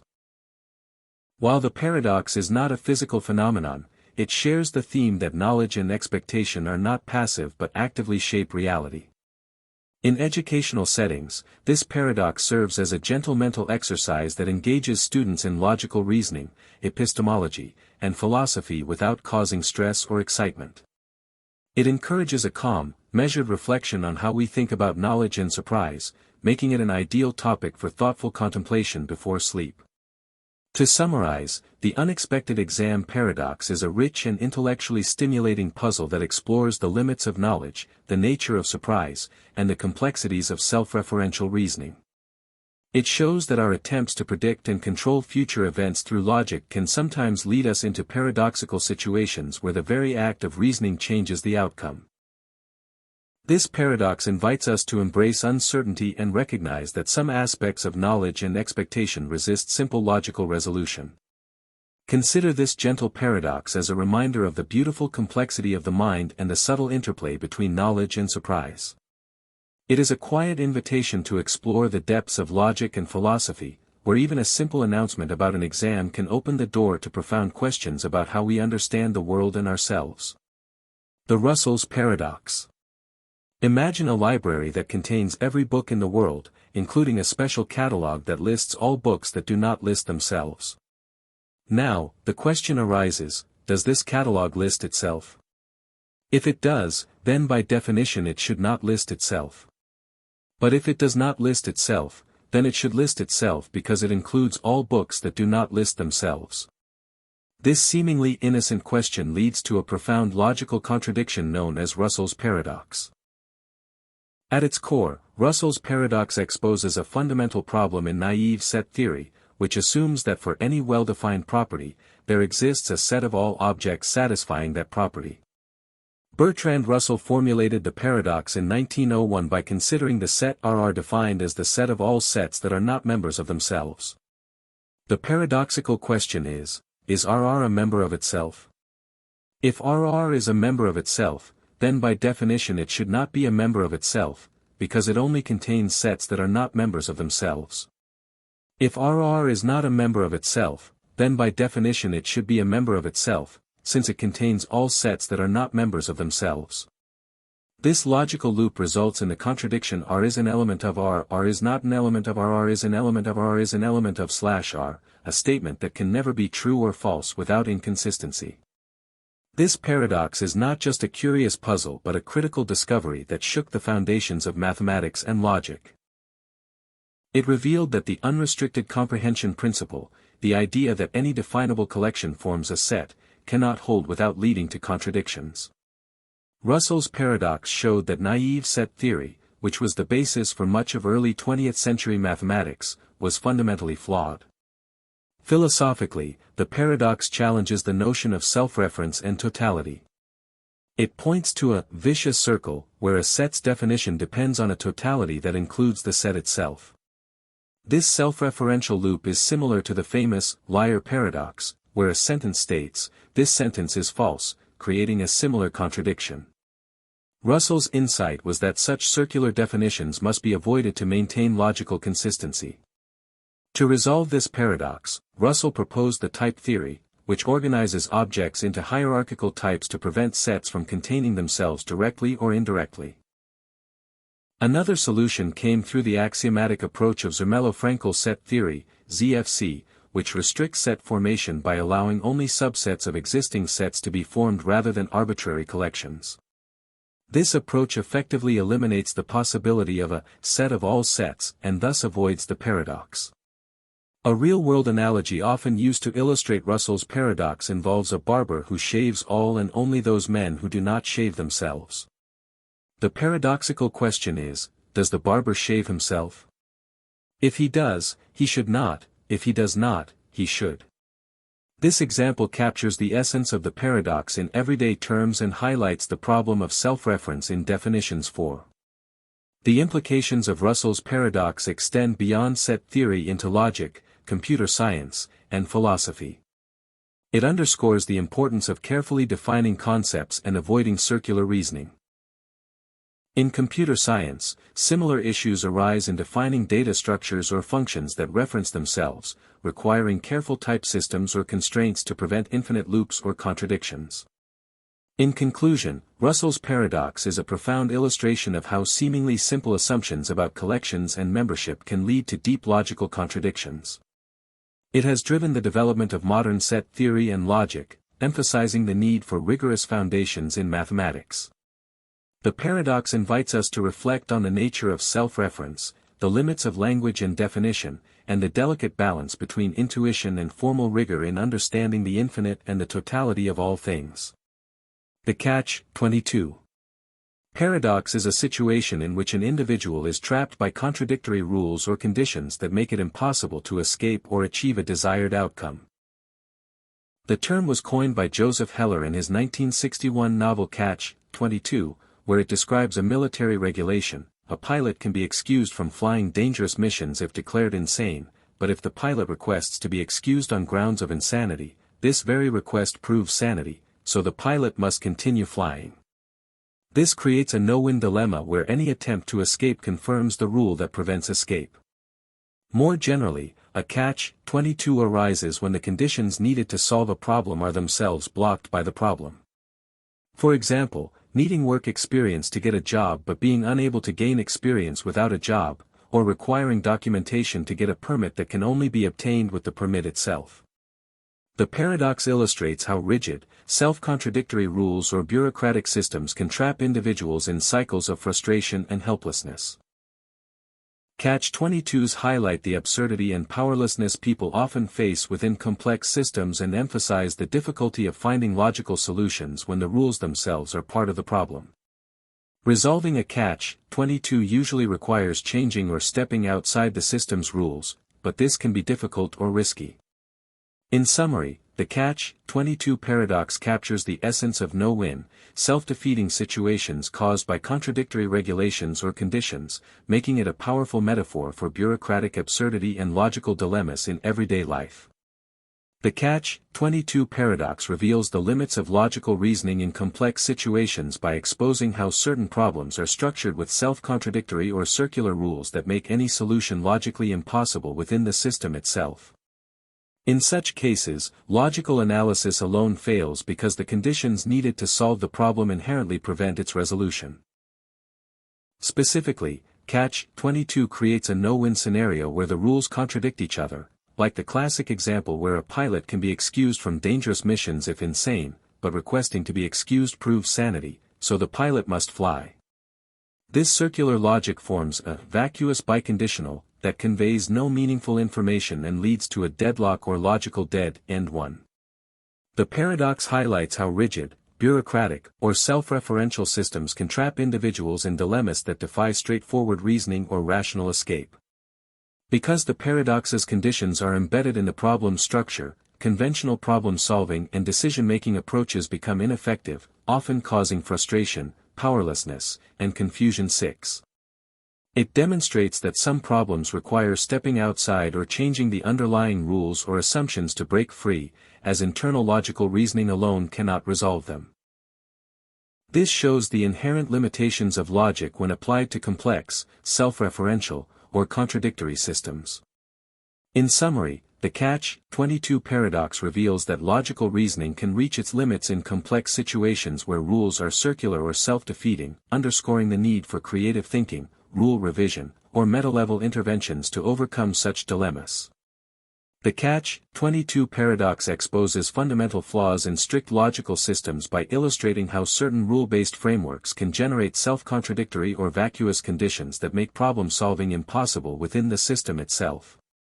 Rather than being a simple case of circular reasoning, Catch-22 situations arise from complex logical structures where the premises and conditions mutually preclude any successful outcome, creating a no-win deadlock. For example, in the classic Catch-22 scenario, the rule states that a pilot can be excused from flying dangerous missions if he is insane and requests evaluation. However, if the pilot requests evaluation, this act demonstrates sanity, disqualifying him from exemption. Formally, this leads to a vacuous biconditional, a statement that is logically equivalent to A if and only if not A, which carries no meaningful content and thus no solution can be derived from it. This reveals that strict logical formulations can sometimes produce statements that are internally contradictory or empty, undermining their practical applicability and informational value. Moreover, Catch-22 highlights how bureaucratic or rule-based systems can prioritize internal logical consistency over real-world goals, trapping individuals in dilemmas where the logical structure itself thwarts any resolution. Such paradoxes show that logic alone, when applied rigidly without context or flexibility, can generate absurd or unsolvable conditions, exposing the limitations of formal systems in handling real-life complexity. In essence, the Catch-22 paradox demonstrates that logical systems can produce self-defeating or vacuous conditions that prevent any outcome from being achieved. Circular or mutually dependent conditions can create infinite regress or deadlock, defying straightforward reasoning. Real-world problem-solving often requires stepping outside strict logical frameworks or revising underlying assumptions to escape paradoxical traps. This paradox serves as a cautionary example of how strict adherence to formal logic, without consideration of context or adaptability, can lead to impasses, emphasizing the need for creative, metalogical thinking in complex systems. The Teletransportation Paradox. Imagine a future where teleportation technology can instantly transport a person from one place to another by scanning every atom in their body, destroying the original, and reconstructing an exact replica elsewhere. This scenario, often called the Teletransportation Paradox, raises profound questions about identity, consciousness, and what it truly means to be you. The paradox begins with the process: your body is scanned at an unimaginably detailed level, capturing the precise state of every subatomic particle. Then, your original body is destroyed, and this information is sent to a distant location where a machine assembles a perfect duplicate using new atoms. When you wake up after teleportation, you have all your memories, personality, and physical characteristics intact. But is this duplicate really you, or merely a copy? Philosophically, this challenges the materialist view that the self is entirely physical. If your original atoms are destroyed and replaced, yet your consciousness appears continuous, is identity tied to the exact physical substrate, or to the pattern of information and memories? This leads to the question: if the teleporter malfunctioned and failed to destroy the original, would there then be two yous? Which one would be the real you? The paradox touches on psychological continuity, the idea that personal identity is maintained through continuous memory and consciousness rather than physical sameness. Yet, it also confronts us with the unsettling possibility that identity might be more fragile or divisible than intuition suggests. To illustrate, consider a thought experiment: you step into a teleporter on Earth, and your exact replica appears on Mars. The Earth version is destroyed, so you feel like you have traveled. But if the Earth version were accidentally preserved, both versions would claim to be you, sharing the same memories up to the teleportation moment but diverging afterward. This scenario challenges our common-sense notion that there is a single, continuous self. This raises a deeper question about what it means to survive. Is survival a matter of physical continuity, or is it about the continuity of consciousness and memory? If the teleporter perfectly replicates your mental states, does it not preserve your identity? Or does the destruction of the original mean your existence ends, and a new, identical person begins? Some philosophers argue that identity is not what matters, rather, it is psychological continuity and connectedness that count. From this perspective, the teleported person on Mars is you because your memories, personality, and consciousness continue seamlessly. Others insist that physical continuity is essential, and the destruction of your original body means you cease to exist, replaced by a copy. The paradox also invites us to consider the nature of consciousness itself. Is consciousness a unique, indivisible phenomenon tied to a particular physical substrate, or is it a pattern of information that can be instantiated in multiple places? If the latter, what implications does this have for our understanding of selfhood?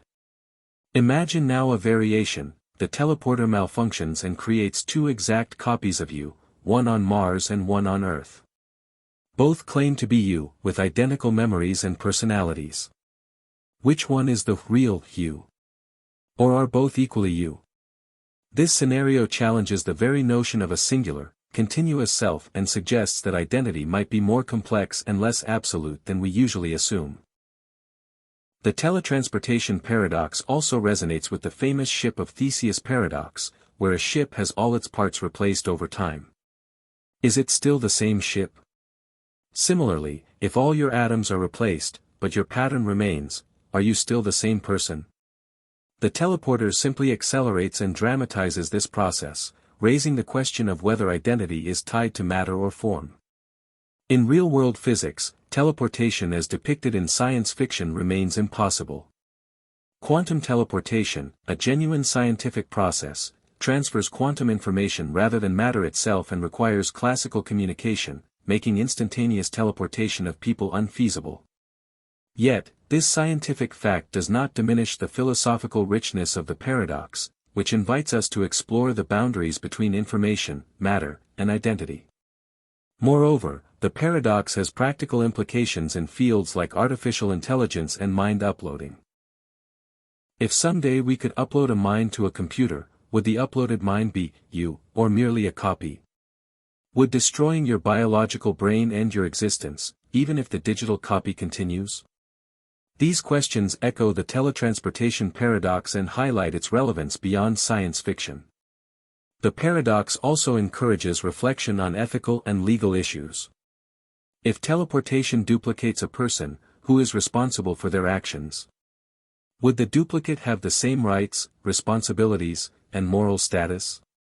Could such technology challenge our legal and social frameworks, forcing us to rethink concepts of personhood and accountability? Finally, the teletransportation paradox gently stimulates the mind to contemplate the fluidity of identity and the relationship between body, mind, and self. It invites us to question deeply held intuitions and to appreciate the complexity of consciousness and existence. While the paradox may not provide definitive answers, it enriches our understanding of what it means to be human and how we might navigate future technologies that challenge our very sense of self. In conclusion, the teletransportation paradox is a fascinating thought experiment that blends science fiction with profound philosophical inquiry. It challenges us to reconsider identity, consciousness, and survival in light of advanced technology. By exploring this paradox, we engage with timeless questions about the nature of selfhood and the delicate balance between physical reality and informational patterns that define our existence. The information paradox of black holes. Black holes are among the most mysterious and fascinating objects in the universe. According to Einstein's theory of general relativity, a black hole is a region of spacetime where gravity is so intense that nothing, not even light, can escape once it crosses the event horizon, the black hole's boundary. Remarkably, black holes are described by just a few parameters: mass, electric charge, and angular momentum. This simplicity, known as the no-hair theorem, suggests that all other details about the matter that formed the black hole are lost from the outside observer's perspective. But this leads to a profound puzzle known as the black hole information paradox, which challenges the foundations of physics. The paradox emerged in the 1970s when Stephen Hawking applied quantum field theory to curved spacetime around black holes.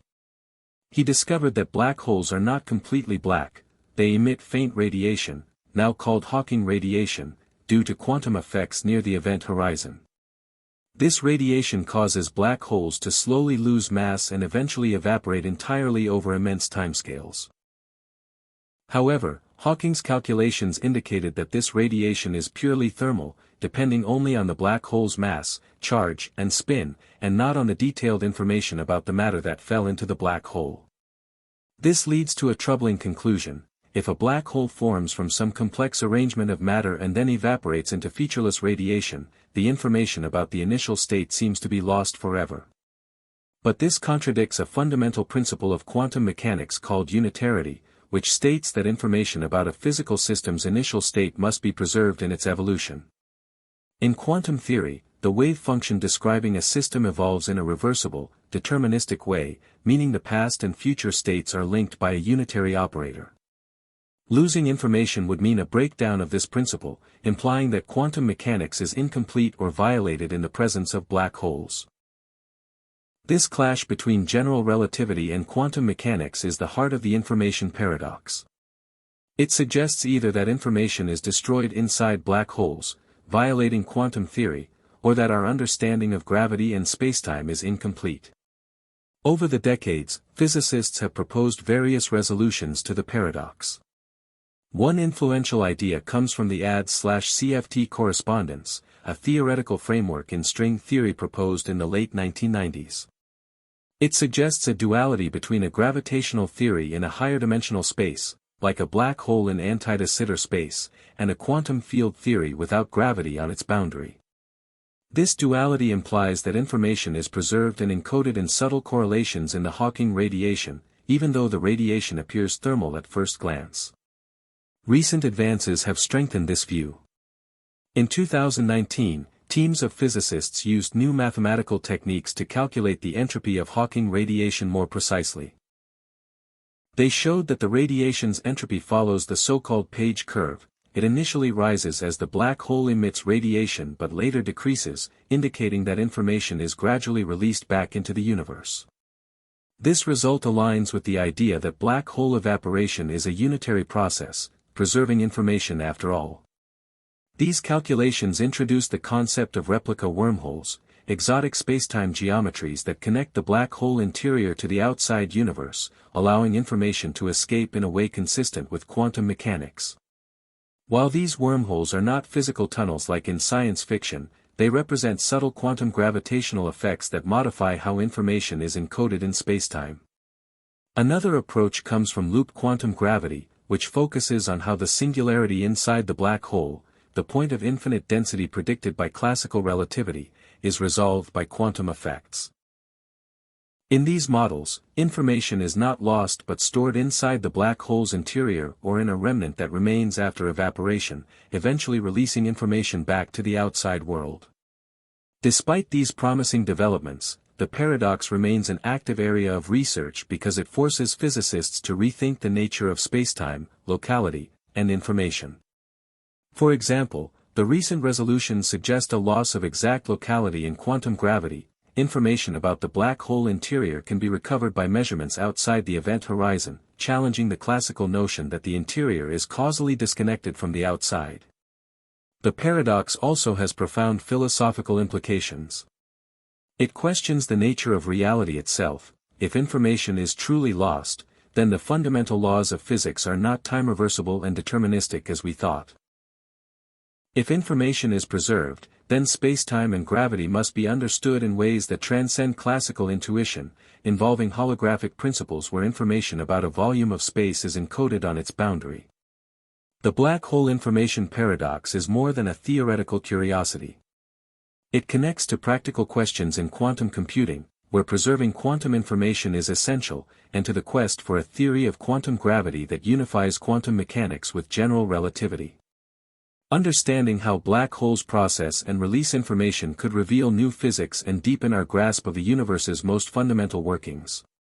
In summary, the black hole information paradox arises from the tension between the apparent loss of information when black holes evaporate and the quantum mechanical principle that information must be conserved. Recent breakthroughs suggest that information is not lost but encoded in subtle quantum correlations in Hawking radiation, possibly involving exotic spacetime structures. This resolution points to a profound shift in how we understand space, time, and information, highlighting the ongoing journey to reconcile the laws of the very large with those of the very small. Zeno's paradoxes. Zeno of Elea, a Greek philosopher from the 5th century BCE, crafted a series of paradoxes that challenge our everyday understanding of motion, plurality, space, and time. These paradoxes are famous for leading to conclusions that contradict what we observe in the physical world: runners do run, arrows fly, and many things exist. Zeno's arguments were originally intended to support his teacher Parmenides' philosophy of monism, which holds that reality is one, unchanging, and indivisible. Through these paradoxes, Zeno sought to show that the common-sense notions of plurality and motion lead to logical contradictions. Among the many paradoxes attributed to Zeno, four stand out as the most influential and thought-provoking: the dichotomy, or racetrack, paradox, Achilles and the tortoise, the arrow paradox, and the stadium paradox. Each explores the problem of infinite divisibility and challenges the coherence of motion and plurality. The dichotomy paradox argues that motion is impossible because before an object can reach a destination, it must first reach the halfway point. But before it can reach that halfway point, it must reach half of that distance, and before that, half of the half, and so on ad infinitum. This infinite subdivision implies that the object must complete infinitely many tasks to reach the goal, which seems impossible. Thus, the paradox concludes, the object never arrives.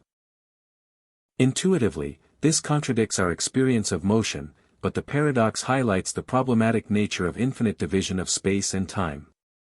Closely related is the Achilles and the tortoise paradox. Achilles, a swift runner, races a slow-moving tortoise that has a head start. Zeno argues that Achilles can never overtake the tortoise because whenever Achilles reaches the point where the tortoise was, the tortoise has moved a bit further ahead. This process repeats infinitely, suggesting Achilles will always be catching up but never surpassing the tortoise. Again, the paradox arises from the infinite subdivision of distances and times. The arrow paradox takes a different approach by focusing on time rather than space. Zeno asks us to consider an arrow in flight and to examine it at any single instant. At that instant, the arrow occupies a space equal to itself and is at rest relative to that space. It does not move during an instantaneous moment since motion requires time. Since time is composed of such indivisible instants, the arrow is motionless at every instant, and thus motion is impossible. This paradox challenges the coherence of motion when time is viewed as a sequence of discrete moments. The stadium paradox involves three rows of equal-sized bodies moving past each other at equal speeds in opposite directions. Zeno's argument, as interpreted by Aristotle, leads to a contradiction about relative speeds and the time it takes for bodies to pass one another. This paradox highlights the difficulties in understanding relative motion and time intervals when dealing with infinite divisibility and simultaneity. Underlying these paradoxes is the assumption that space and time are infinitely divisible continua, composed of points or instants with no duration or size, yet forming a seamless whole. Zeno's paradoxes force us to confront the nature of infinity and continuity. Are space and time composed of indivisible units, or are they infinitely divisible without end? If infinitely divisible, how can motion or change occur without completing infinitely many steps? Historically, Aristotle offered early responses, suggesting that infinity is potential rather than actual, meaning that while we can divide distances or times endlessly in theory, we never actually complete infinitely many tasks. He also argued that motion is continuous and not composed of discrete jumps. However, Aristotle's solutions were philosophical rather than mathematical.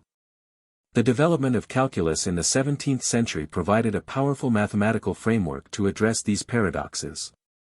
Calculus shows that infinite sums of decreasing quantities can converge to finite limits. For example, the infinite series 12 plus 14 plus 18 plus midline horizontal ellipsis 21 plus 41 plus 81 plus midline horizontal ellipsis sums to 1, demonstrating that completing infinitely many steps can take a finite amount of time or distance. This mathematical insight resolves the dichotomy and Achilles paradoxes by showing that motion over an infinite subdivision is possible and coherent. Despite this, Zeno's paradoxes continue to provoke philosophical reflection. The arrow paradox, for instance, raises questions about the nature of time and whether instants are truly indivisible or whether time is a continuous flow. Modern physics suggests time is continuous, but quantum theories introduce granularity at very small scales, complicating the picture. The paradoxes also touch on the concept of plurality and the nature of objects. Zeno argued that if many things exist, there must be infinitely many between any two, leading to a contradiction that plurality is both limited and unlimited. This challenges our understanding of distinct objects and the structure of reality itself. In contemporary philosophy and physics, Zeno's paradoxes remain relevant.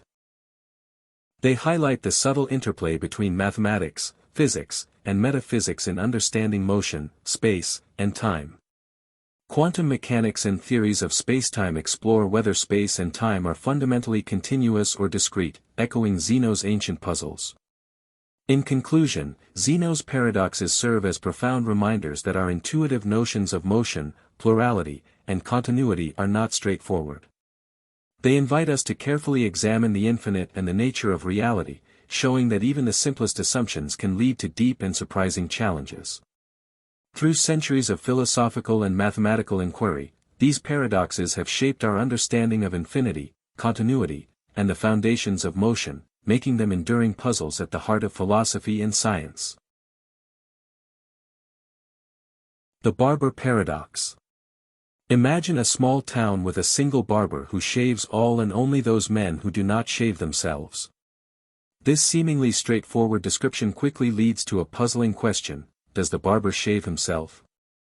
If he does, then by definition, he should not shave himself, since he only shaves men who do not shave themselves. But if he does not shave himself, then according to the rule, he must shave himself because he shaves all men who do not shave themselves. This contradiction is known as the Barber Paradox, a thought experiment that exposes deep issues in logic and set theory. At first glance, the paradox appears to be a simple brain teaser, but it reveals profound problems about self-reference and the limits of defining sets or categories in certain ways.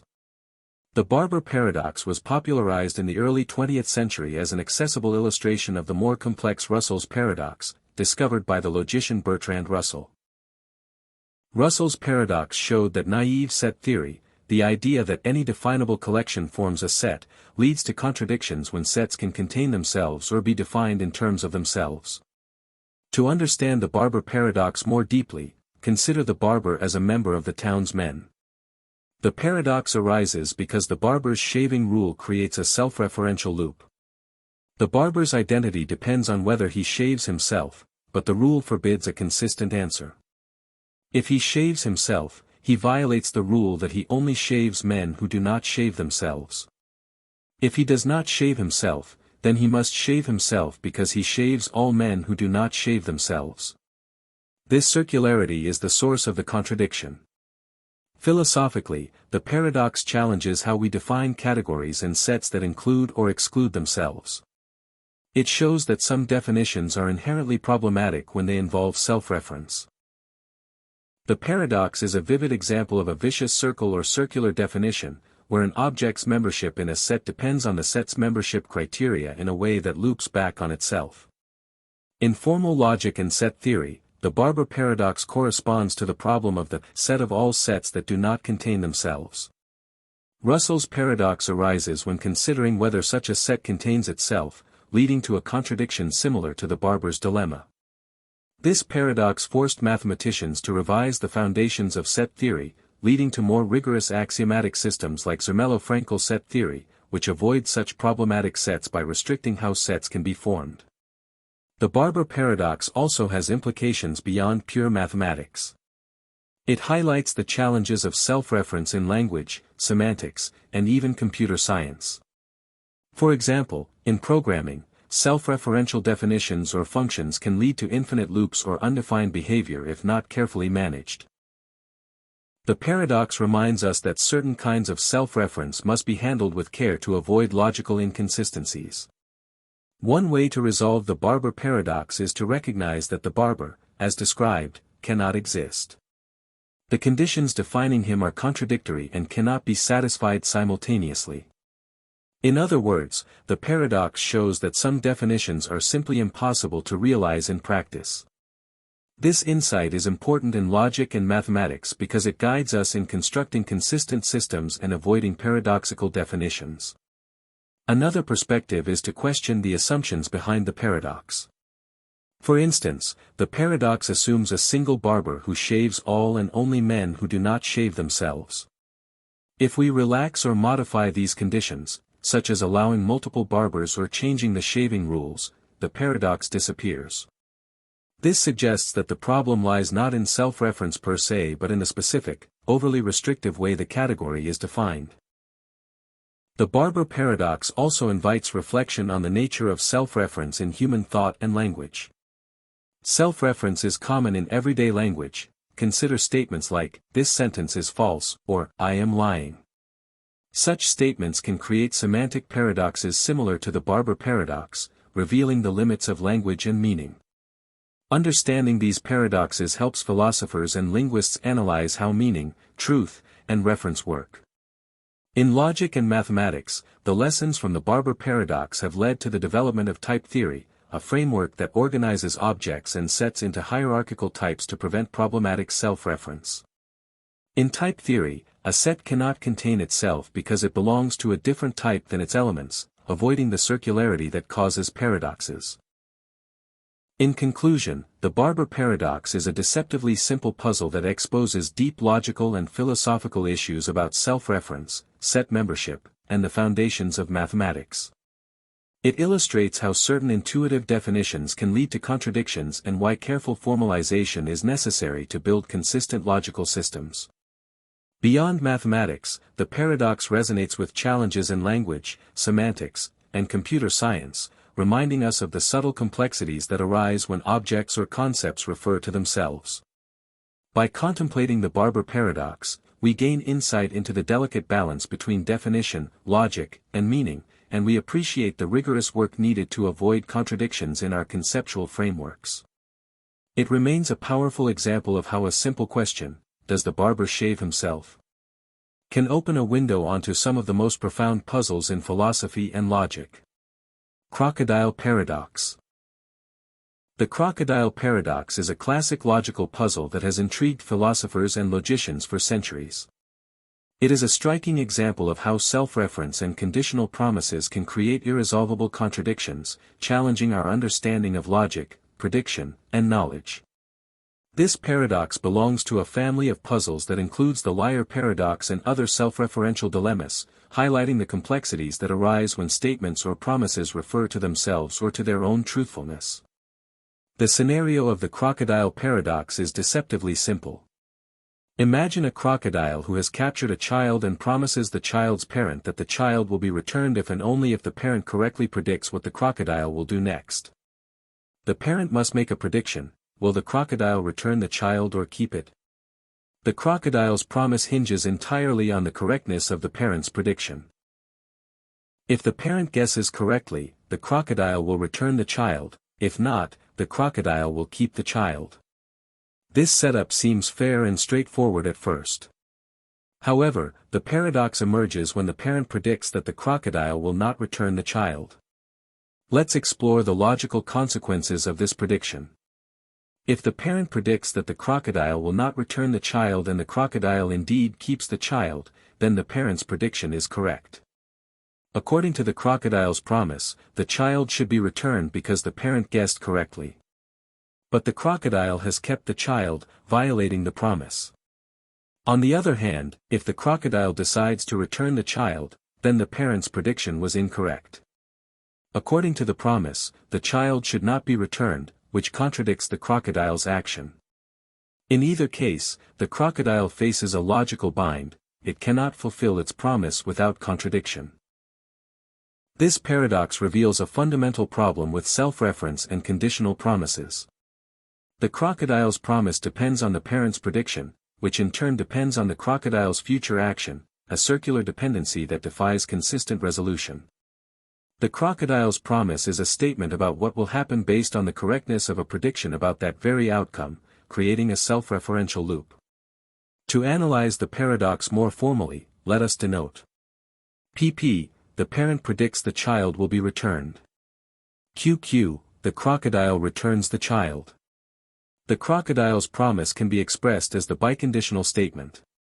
Q left right arrow, the parent's prediction is correct; Q left right arrow, the parent's prediction is correct. If the parent predicts PP, then the promise means Q left right arrow PQ left right arrow P. When the parent predicts QQ, the child will not be returned, the promise becomes Q left right arrow QQ left right arrow Q. This is a contradiction because QQ cannot be both true and false simultaneously. No matter what the crocodile does. Return or keep the child, the biconditional fails, revealing the logical impossibility of fulfilling the promise under these circumstances. Philosophically, the crocodile paradox challenges our notions of knowledge, prediction, and agency. It highlights how making promises that depend on predictions about one's own future actions can lead to irresolvable contradictions. The paradox forces us to question whether certain kinds of conditional promises are coherent or even possible. In terms of epistemology, the study of knowledge, the paradox illustrates the difficulties of meta-knowledge or knowledge about knowledge. The parent's prediction is a statement about the crocodile's future behavior, which the crocodile can influence. This interplay between prediction and action creates a feedback loop that undermines the crocodile's ability to keep its promise consistently. From a logical perspective, the paradox is related to the broader class of self-referential paradoxes, such as the liar paradox, where a statement refers to its own truthfulness, causing logical inconsistency. Both paradoxes expose limitations in classical logic when dealing with self-reference and highlight the need for refined logical frameworks. In computer science and game theory, the Crocodile Paradox exemplifies situations where agent strategies depend on predictions of each other's actions, sometimes leading to no stable equilibrium or rational outcome. The crocodile's dilemma is akin to a game with no winning strategy, where any choice leads to contradiction or loss. One way to resolve or avoid the paradox is to recognize that the crocodile's promise is ill-formed or impossible to fulfill universally. The crocodile traps itself by making a promise that depends on a prediction about its own future action, which it can influence but not determine without contradiction. This suggests that such promises are logically incoherent and should be avoided. Alternatively, relaxing the strict biconditional condition or modifying the scenario can dissolve the paradox.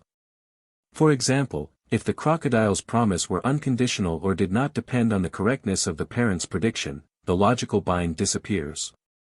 Similarly, if the parent's prediction is restricted or the crocodile's actions are limited, the paradox may be circumvented. The Crocodile Paradox also invites reflection on the nature of promises and commitments in human interactions. It shows that certain conditional promises, especially those involving self-reference or future contingencies, can be problematic or impossible to honor. This insight has implications for ethics, law, and social contracts, where clarity and coherence in commitments are essential. Moreover, the paradox resonates with issues in semantics and language. It reveals how natural language statements involving self-reference can lead to contradictions and paradoxes, motivating the development of formal languages and logical systems that can handle such cases without inconsistency. In modern logic and philosophy, various approaches have been proposed to handle self-referential paradoxes like the Crocodile Paradox. These include non-classical logic such as paraconsistent logic, which tolerates contradictions without triviality, and fixed-point theories, which seek stable truth assignments for self-referential statements. In conclusion, the Crocodile Paradox is a compelling illustration of how self-reference and conditional promises can generate logical contradictions. It challenges our intuitions about prediction, promise-keeping, and rational action, revealing subtle complexities in reasoning about knowledge and future events. By exploring this paradox, we gain deeper insight into the limits of logic, the nature of self-reference, and the importance of precise formulation in promises and predictions. The paradox remains a valuable tool in philosophy, logic, and related fields, reminding us that even simple scenarios can uncover profound puzzles about truth, knowledge, and agency. Understanding and grappling with such paradoxes enriches our appreciation of the foundations of reasoning and the intricate interplay between language, logic, and reality. The Pinocchio Paradox. The Pinocchio Paradox is a modern and imaginative variation of classical self-referential paradoxes, blending the realms of logic, language, and fiction. Inspired by the beloved character Pinocchio, whose nose famously grows whenever he tells a lie, this paradox poses a unique puzzle that challenges our understanding of truth, falsehood, and causality. It is a delightful yet profound example of how seemingly simple premises can lead to deep logical conundrums. At the heart of the paradox is the question, what happens if Pinocchio says, "My nose will grow now"? To unpack this, we must consider the character's defining trait: Pinocchio's nose grows if and only if he tells a lie. This conditional relationship between lying and nose growth sets the stage for a self-referential loop. Let's analyze the statement, "My nose will grow now," from Pinocchio's perspective. If Pinocchio's statement is true, that is, if his nose will indeed grow now, then he has told the truth. But his nose only grows when he lies, so if he told the truth, his nose should not grow. This contradicts the assumption that the nose will grow. On the other hand, if the statement is false, that is, if his nose will not grow now, then Pinocchio has lied. Given that he lied, his nose should grow. This again contradicts the assumption that it will not grow. In both cases, we arrive at a contradiction. If the statement is true, the nose should not grow; if false, the nose should grow. This circularity creates a paradox with no consistent resolution. The Pinocchio Paradox is a playful but powerful illustration of self-reference and semantic paradoxes. It shares similarities with the classical liar paradox, where a sentence like, "This sentence is false," cannot consistently be assigned a truth value. Both paradoxes expose the limitations of language and logic when statements refer to their own truthfulness or consequences. Philosophically, the paradox invites us to reconsider the relationship between truth, causality, and physical effects. Pinocchio's nose growth is a physical manifestation tied directly to the truth value of his statements, creating a feedback loop between language and reality. This contrasts with the liar paradox, which deals purely with semantic truth values without physical consequences. The paradox also raises questions about the nature of conditional statements and their interpretation. The rule, "Pinocchio's nose grows if and only if he lies," is an idealized, deterministic condition. But when applied to self-referential statements, such as, "My nose will grow now," the condition leads to logical inconsistency. This suggests that certain conditional rules, when combined with self-reference, may be inherently problematic. From a logical perspective, the paradox can be formalized by considering the statement as a proposition PP, "Pinocchio's nose will grow now." The truth value of PP determines whether the nose grows, but the nose's growth also influences the truth of PP, creating a circular dependency. This kind of self-referential feedback loop is a hallmark of paradoxes that challenge classical logic. One way to approach the paradox is through non-classical logics, such as paraconsistent logic, which tolerates contradictions without collapsing into triviality. In such frameworks, statements like PP can be both true and false simultaneously, allowing the paradox to be modeled without inconsistency. Alternatively, some philosophers suggest that the paradox reveals the need for a more nuanced understanding of truth conditions and causality in natural language. The Pinocchio Paradox also connects to broader themes in philosophy of language and metaphysics. It illustrates how meaning and reference can become entangled with physical reality, blurring the lines between linguistic statements and their worldly effects. This challenges the traditional separation between semantics, meaning, and ontology, being. Moreover, the paradox can be seen as a metaphor for situations where statements about future events influence those very events, creating self-fulfilling or self-defeating prophecies. In everyday life, such feedback loops can lead to complex dynamics in social, psychological, and physical systems. In popular culture, the paradox has captured the imagination of thinkers and artists alike. It exemplifies how fictional scenarios can illuminate real philosophical problems, making abstract concepts accessible and engaging. Pinocchio's nose, a symbol of honesty and deception, becomes a vehicle for exploring the limits of logic and language. In conclusion, the Pinocchio Paradox is a rich and intriguing puzzle that blends logic, language, and fiction to challenge our understanding of truth and causality. By examining what happens when Pinocchio says, "My nose will grow now," we confront the difficulties of self-reference and conditionality in a vivid and memorable way. The paradox not only entertains but also deepens our appreciation of the subtle complexities underlying seemingly simple statements.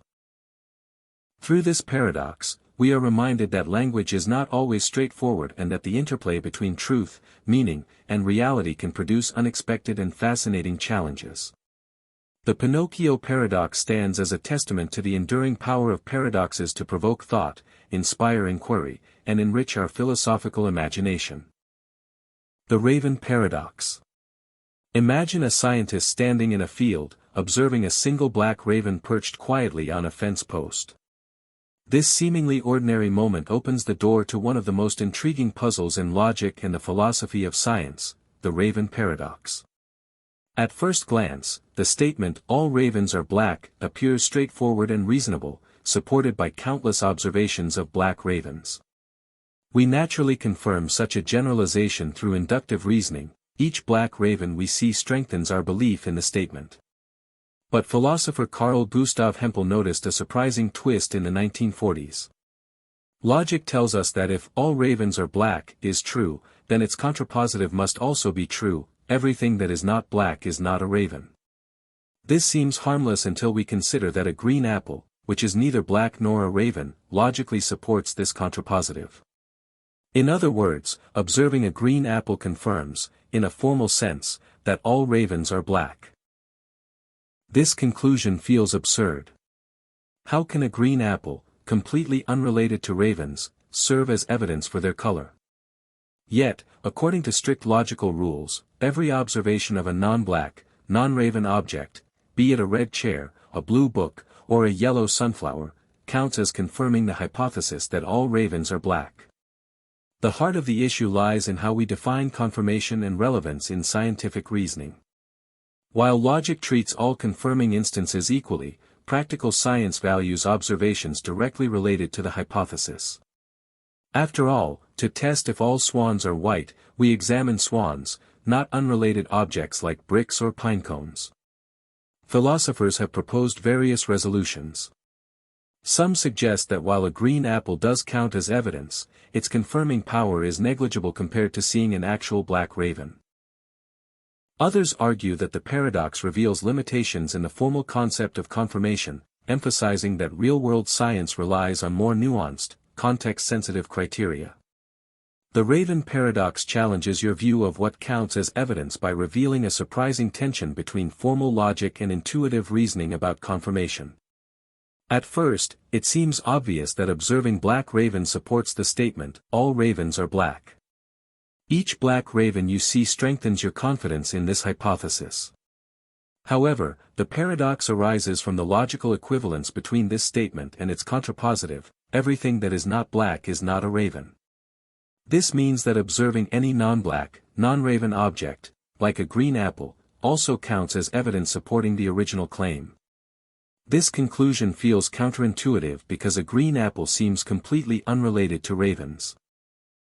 Yet, logically, every observation of a non-black, non-raven confirms the hypothesis just as much as seeing a black raven. This challenges your intuitive sense of relevance in evidence. Not all confirming observations feel equally meaningful or informative. The paradox forces you to reconsider how evidence is defined. It shows that strict logical confirmation treats all instances consistent with the hypothesis as equally supportive, regardless of their direct connection to the subject. Meanwhile, your natural intuition prioritizes observations directly related to ravens over unrelated objects. In essence, the Raven Paradox challenges you to rethink what counts as evidence by highlighting the gap between formal logical confirmation and intuitive, practical notions of how observations support hypotheses. It invites a more nuanced understanding that not all confirming data are equally informative, and that relevance matters in evaluating evidence. Ultimately, the Raven Paradox challenges us to rethink how we interpret evidence and confirmation. It reminds us that even simple, seemingly clear statements can lead to surprising and unsettling conclusions when scrutinized logically. So, as the scientist watches the black raven take flight, the question lingers, what truly counts as proof, if even a green apple can confirm a statement about ravens? The Tolerance Paradox. The Tolerance Paradox, also known as the Paradox of Tolerance, is a thought-provoking philosophical dilemma that explores the boundaries and limits of a tolerant society. First articulated by philosopher Karl Popper in his 1945 work, The Open Society and Its Enemies, the paradox asks, should a tolerant society tolerate the intolerant? If it does, will it not ultimately be destroyed by the very intolerance it permits? This paradox sits at the crossroads of ethics, politics, and social philosophy, raising profound questions about freedom, pluralism, and the conditions necessary for a just society. At its heart, the tolerance paradox emerges from the principle of tolerance itself. Tolerance is often celebrated as a virtue, an open-minded willingness to accept and coexist with differing beliefs, practices, and lifestyles. In diverse societies, tolerance is seen as essential to peace, cooperation, and progress. However, the paradox arises when we consider the presence of intolerant groups or individuals within such a society. If a society is truly tolerant, must it also tolerate those who are themselves intolerant, those who seek to undermine or destroy the very fabric of tolerance? To illustrate the paradox, imagine a town where all beliefs and practices are welcomed, no matter how different or controversial.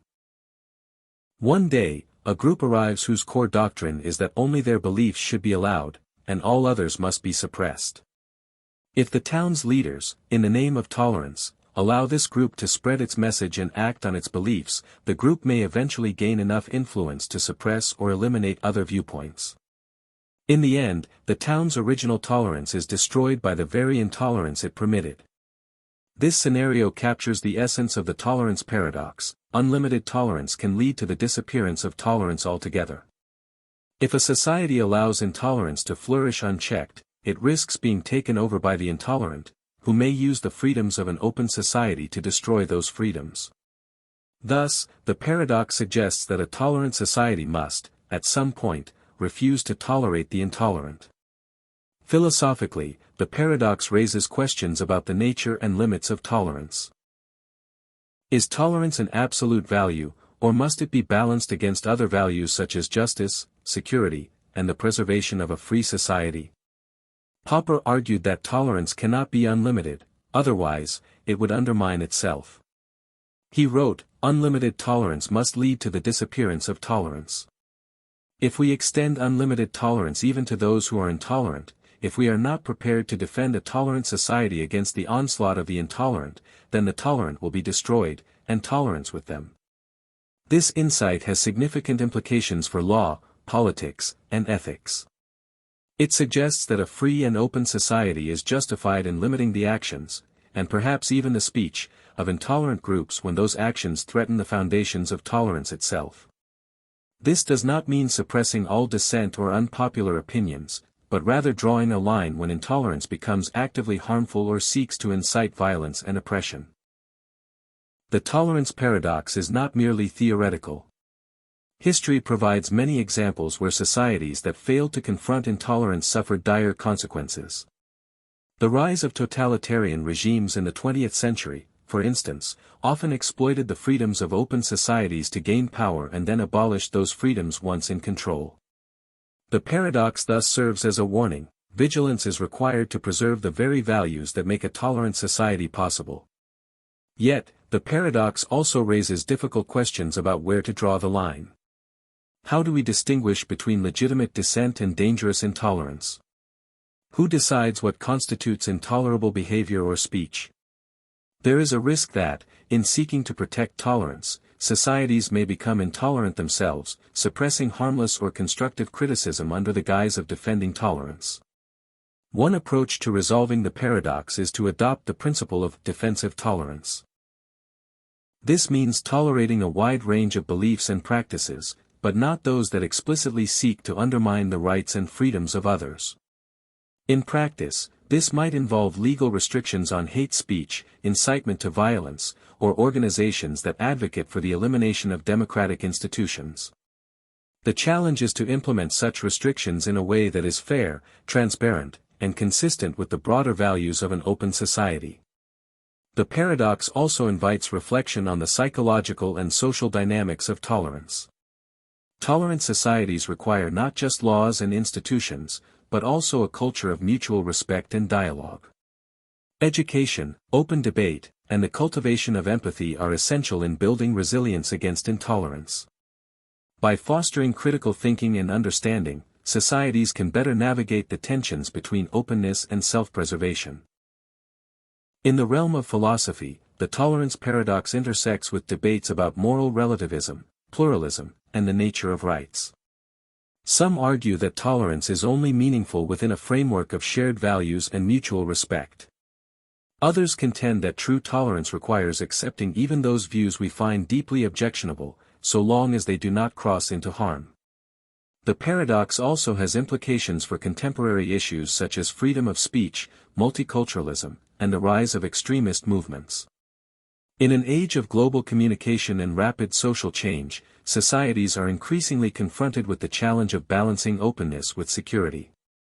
The tolerance paradox remains a vital lens through which to examine these dilemmas.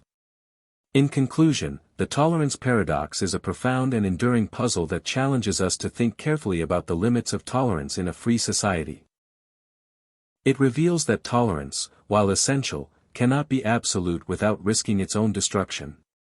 The paradox calls for a nuanced approach, one that upholds openness and diversity while remaining vigilant against those who would use tolerance as a weapon to impose intolerance. By grappling with this paradox, we gain deeper insight into the values that sustain a just and pluralistic society, and the responsibilities required to defend them. The Barber Paradox.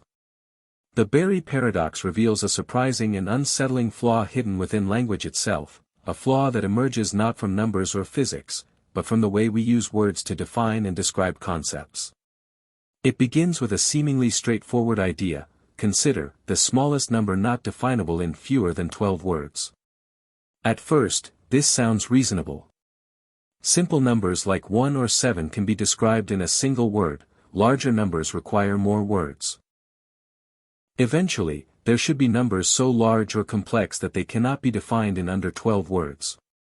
But here lies the paradox: the phrase, the smallest number not definable in fewer than 12 words, itself defines a number in fewer than 12 words.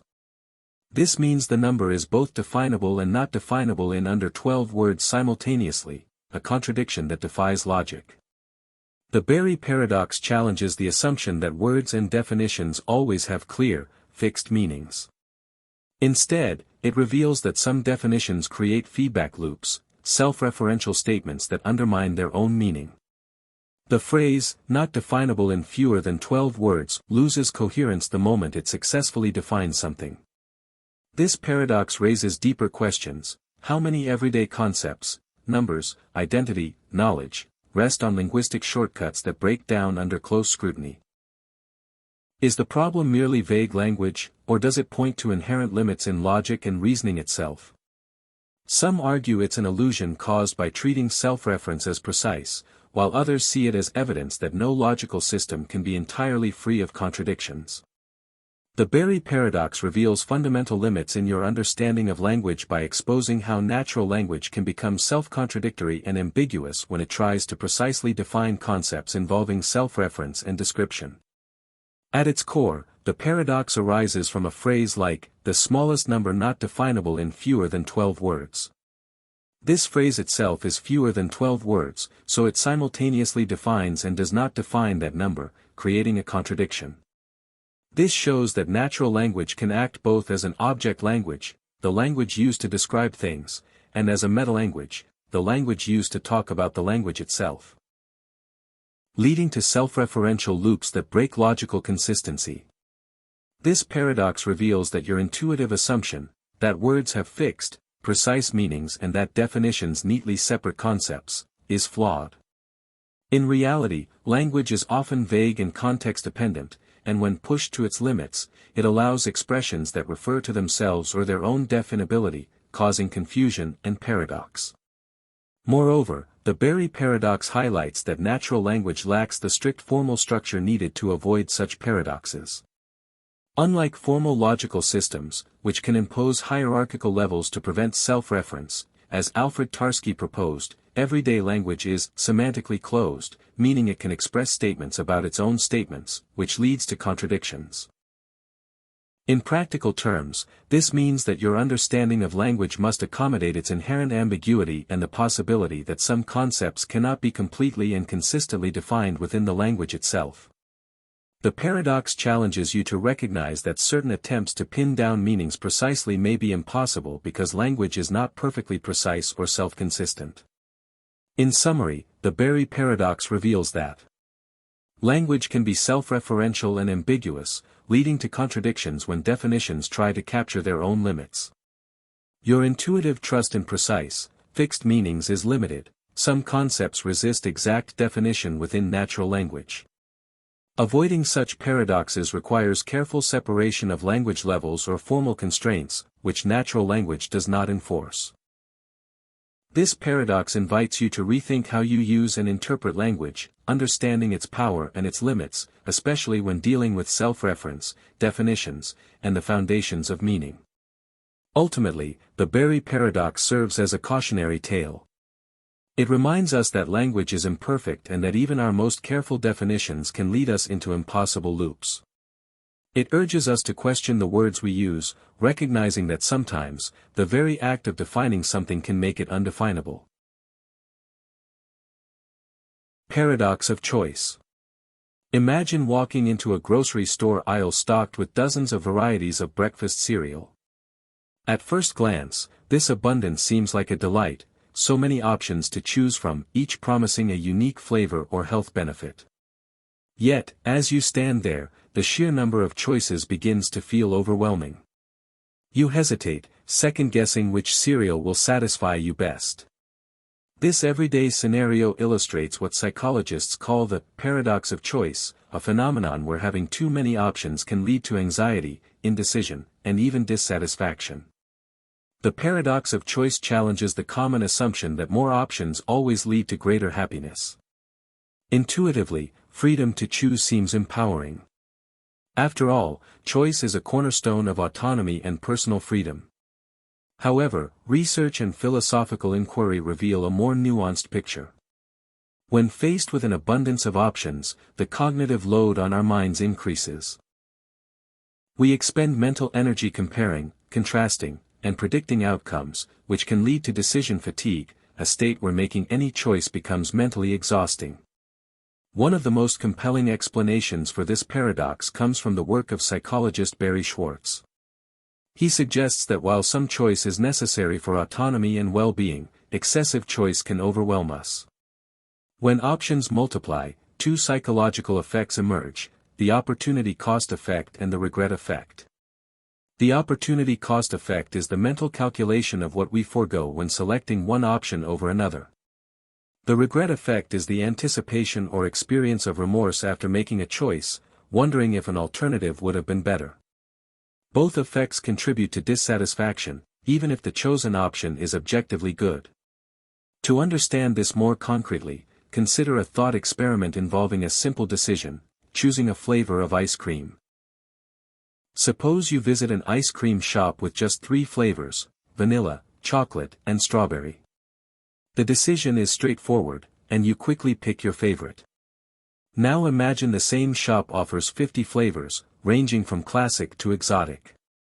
Suddenly, the decision becomes more complex.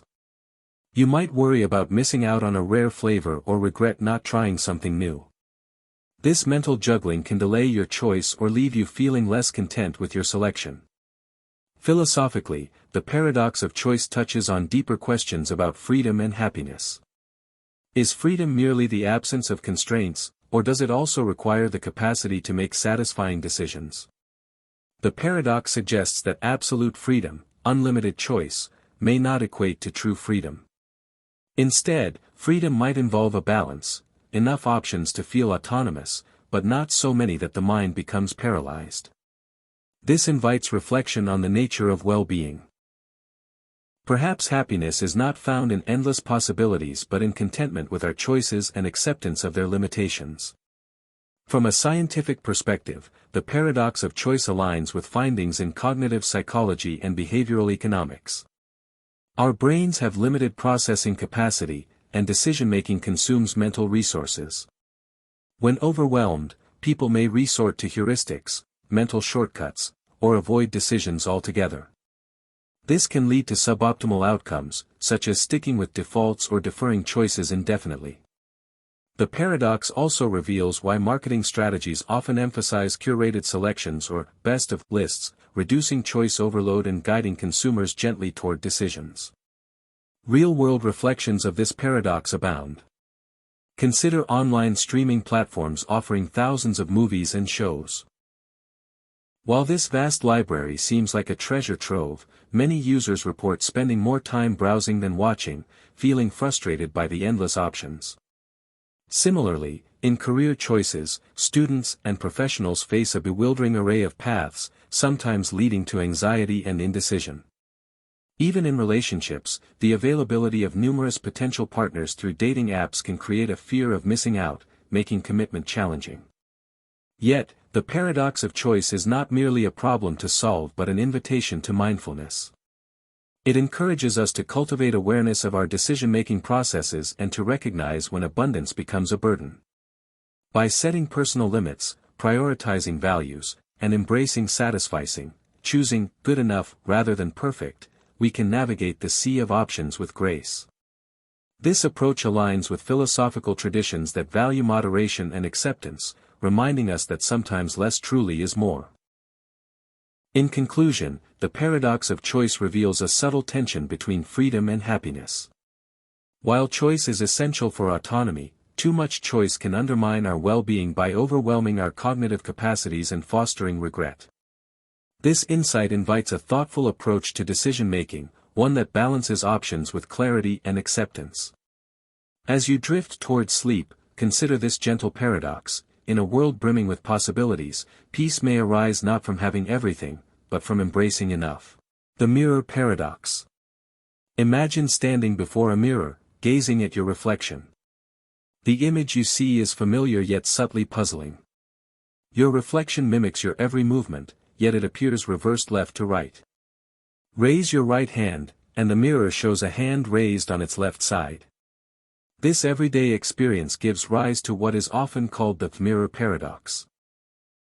The question of why mirrors reverse images laterally, creating a sense of left-right inversion but not top-bottom. This paradox has intrigued philosophers, scientists, and psychologists alike, inviting us to explore the nature of perception, symmetry, and spatial orientation. At first glance, the mirror seems to flip the world in a simple way: it reverses everything. Yet, upon closer inspection, this intuition falters. Mirrors do not actually swap left and right, they reverse front and back. To understand this, consider the three-dimensional space around you. When you stand facing a mirror, the mirror reflects light rays back along the axis perpendicular to its surface. This means that the direction pointing towards the mirror, let's call it the front-back axis, is inverted. Your front becomes the reflection's back, and vice versa. However, the left-right and up-down axes remain unchanged in their orientation relative to you. To illustrate this, imagine holding a book in your right hand and looking at its reflection. The book appears on the left side of the reflection's image, but this is not because the mirror swapped left and right. Instead, the mirror reversed the depth dimension. The reflection is a reversed copy along the axis coming out of your chest towards the mirror. The confusion arises because humans are bilaterally symmetrical creatures, and we interpret the mirror image as if it were another person facing us. This mental model leads us to assume a left-right reversal, since two people facing each other have opposite left and right sides. Philosophically, the mirror paradox touches on questions of identity and self-perception. The mirror image is both us and not us, a perfect copy reversed in one dimension. This duality invites reflection on how we perceive ourselves and others. The mirror shows a world that is familiar yet altered, challenging our assumptions about symmetry and orientation. It also raises intriguing questions about the nature of representation: is the mirror image truly you, or merely a spatial inversion? This echoes deeper philosophical inquiries into the nature of the self and the boundary between reality and reflection. Scientifically, the mirror paradox can be unpacked using geometry and physics. The mirror acts as a plane of symmetry, creating a reflection that is a mirror image in the strict geometric sense. In three-dimensional space, a mirror reflection is an isometry that reverses orientation. This means it changes a right-handed coordinate system into a left-handed one. For example, if you define your coordinate axes as forward, z, right, x, and up, y, the mirror flips the forward axis, z to z, while leaving x and y unchanged. The resulting image is thus reversed front to back, not left to right. This geometric insight explains why writing appears reversed in a mirror. Letters are not symmetrical along the front-back axis, so their mirror images look flipped. This is why a word like stop becomes unreadable when reflected. Yet, if you rotate the reflected image around a vertical axis, it aligns with the original orientation, revealing the true nature of the mirror's inversion. Real-world reflections of this paradox extend beyond mirrors to other forms of symmetry and perception. Consider the way we interpret maps or diagrams that use different orientations, or how pilots must adjust to reversed controls when flying certain aircraft. The mirror paradox also appears in biology. Many animals have bilateral symmetry, and their mirror images can be confusing when interpreting signals or movements. Even in technology, virtual reality and augmented reality systems must account for mirror-like inversions to create intuitive interfaces. An intriguing thought experiment deepens the paradox. Imagine a hypothetical world where mirrors reversed top and bottom instead of front and back. How would our perception of ourselves and others change? Would we feel the same dissonance when raising a hand, or would the inversion be less noticeable? This invites us to consider how deeply our spatial orientation is tied to our bodily experience and cultural conventions. The mirror paradox also has implications for understanding the brain's processing of visual information. Our brains construct a coherent spatial model from sensory inputs, integrating cues about orientation and symmetry. When confronted with a mirror image, the brain must reconcile the inverted depth axis with the unchanged lateral and vertical axes. This cognitive task reveals the complexity of perception and how it shapes our experience of reality. In conclusion, the mirror paradox is a gentle puzzle that invites us to explore the interplay between geometry, perception, and identity.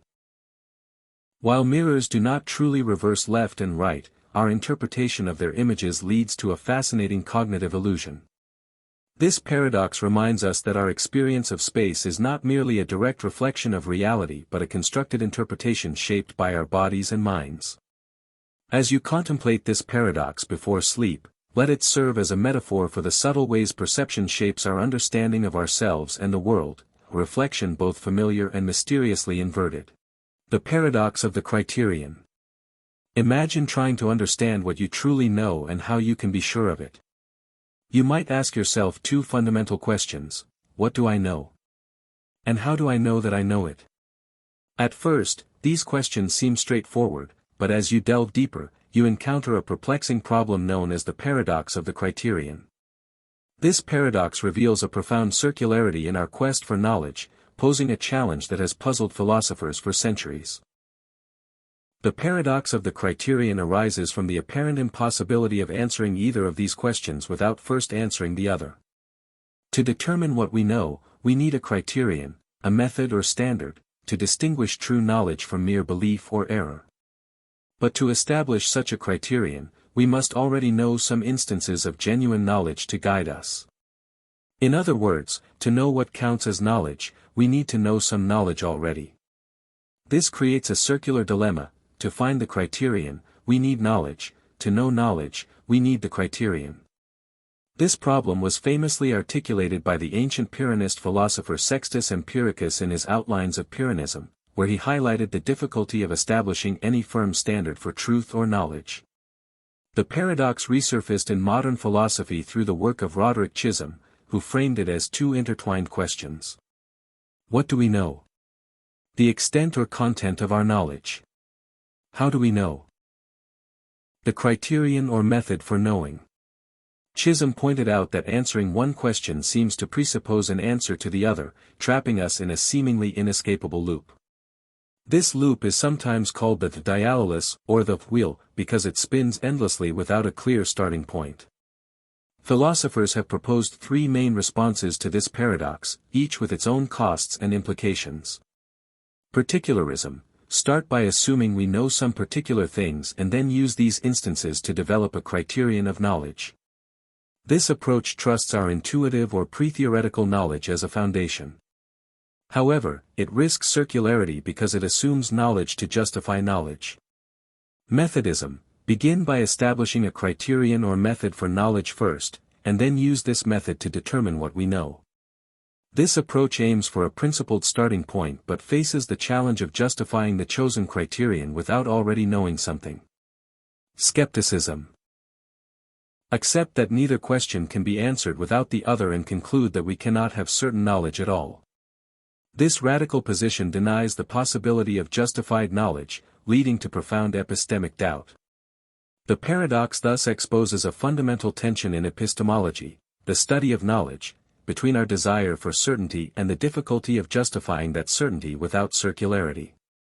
To illustrate this paradox more concretely, consider the process of learning to identify genuine news sources. To decide whether a news article is trustworthy, what do we know? We need criteria, such as factual accuracy, reputable authorship, or corroboration. But how do we establish these criteria? We might rely on previously verified news stories or trusted authorities, particular instances of knowledge. Yet, to trust those authorities or verify stories, we again need criteria. The cycle repeats, showing how difficult it is to break free from the circularity. Philosophically, the paradox of the Criterion invites reflection on the foundations of knowledge and justification. It challenges the assumption that knowledge can be built on an unshakable foundation or that there is a clear, objective method to distinguish truth from falsehood. Instead, it suggests that our epistemic practices may rest on a complex interplay of assumptions, experiences, and methods that cannot be fully disentangled. This insight connects to broader themes in philosophy, such as the problem of infinite regress in justification, where every belief requires support from another belief ad infinitum. The paradox of the Criterion highlights that the regress is not just about justification but also about the very starting point of knowledge, how to begin the process without begging the question. From a scientific perspective, the paradox resonates with the challenges of establishing reliable methods of inquiry. Science relies on empirical evidence and reproducibility as criteria for knowledge, but these standards themselves depend on prior assumptions about observation and reasoning. The paradox reminds us that scientific knowledge, while powerful, is also provisional and grounded in methodological choices rather than absolute certainty. Historically, different philosophical schools have grappled with the paradox in various ways.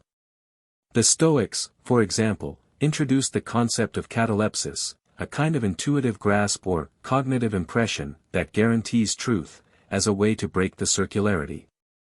However, this solution is often seen as insufficient today because it assumes a form of infallible knowledge that is difficult to defend.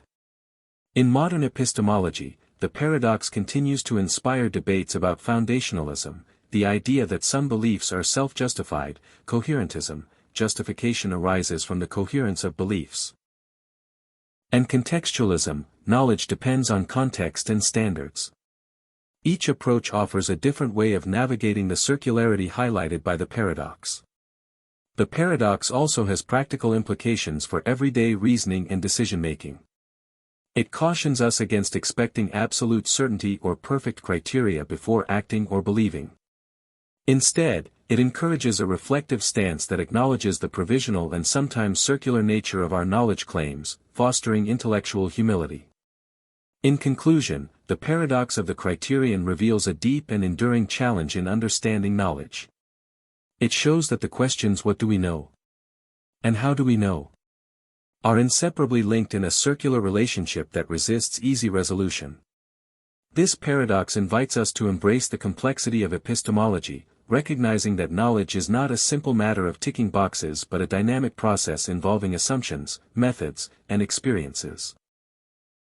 As you contemplate this paradox, consider it a gentle reminder of the limits and richness of human understanding, a reflection on how we seek truth even as we navigate the intricate circle of knowing itself. The Friendship Paradox. Imagine you ask yourself a simple question: do most of my friends have more friends than I do? Intuitively, you might expect the answer to be no, since it seems unlikely that your friends are generally more popular than you. Yet, surprisingly, the answer is often yes. This counterintuitive fact is known as the Friendship Paradox, a phenomenon in social network theory that reveals how, on average, your friends tend to have more friends than you do. This paradox challenges our everyday assumptions about social connections and offers profound insights into human networks, perception, and social behavior. At its heart, the Friendship Paradox arises from the mathematical structure of social networks. Social networks consist of nodes, people, connected by edges, friendship ties. Some people have many friends, while others have few. Because individuals with many friends appear in more friendship circles, they are disproportionately represented when you look at your friends' friends. In other words, popular people show up more frequently as friends of others simply because they have more connections. This statistical bias means that when you sample your friends, you are more likely to encounter individuals who have a higher than average number of friends. To understand this more concretely, consider a small network of 10 people. Suppose most have 2 or 3 friends, but a few have 10 or more. When you pick a random person and look at their friends, the chances are high that you will encounter those few highly connected individuals multiple times. Thus, the average number of friends your friends have is skewed upward compared to your own number of friends. This effect holds true in large networks, including online social media platforms, making the friendship paradox a widespread and robust phenomenon. The paradox was first formalized by sociologist Scott L. Feld in 1991, who demonstrated mathematically that, on average, most people have fewer friends than their friends have. This result is not merely a curiosity, it has important implications for understanding social perception and behavior. For example, it can explain why people often feel that others are more popular or socially successful, contributing to feelings of social inadequacy or loneliness despite having a reasonable number of connections. Philosophically, the friendship paradox invites reflection on how perception shapes our social reality. Our subjective experience of social networks is filtered through the lens of our friends, who are often more connected than we are. This can distort our sense of normality and belonging, influencing self-esteem and social comparison. The paradox thus highlights the subtle ways in which the structure of our social environments impacts our psychological well-being. Scientifically, the friendship paradox has been applied in epidemiology and information dissemination. Because highly connected individuals appear more frequently in social circles, they serve as effective conduits for spreading information, behaviors, or diseases. Public health campaigns, for example, can leverage this insight by targeting the friends of randomly selected individuals, who are more likely to be well-connected and influential. This strategy can accelerate the diffusion of beneficial behaviors or information through a population. A fascinating real-world reflection of the paradox appears in social media platforms like Facebook or Twitter. Users often perceive that their friends have more followers or receive more likes, contributing to what psychologists call the social media envy phenomenon. The friendship paradox helps explain this perception as a statistical artifact rather than an accurate reflection of social status. Recognizing this can foster healthier attitudes toward social comparison online. To deepen the understanding, consider a thought experiment. Imagine a social network where everyone has exactly the same number of friends. In this perfectly uniform network, the friendship paradox disappears because each person's friends have the same number of connections as they do.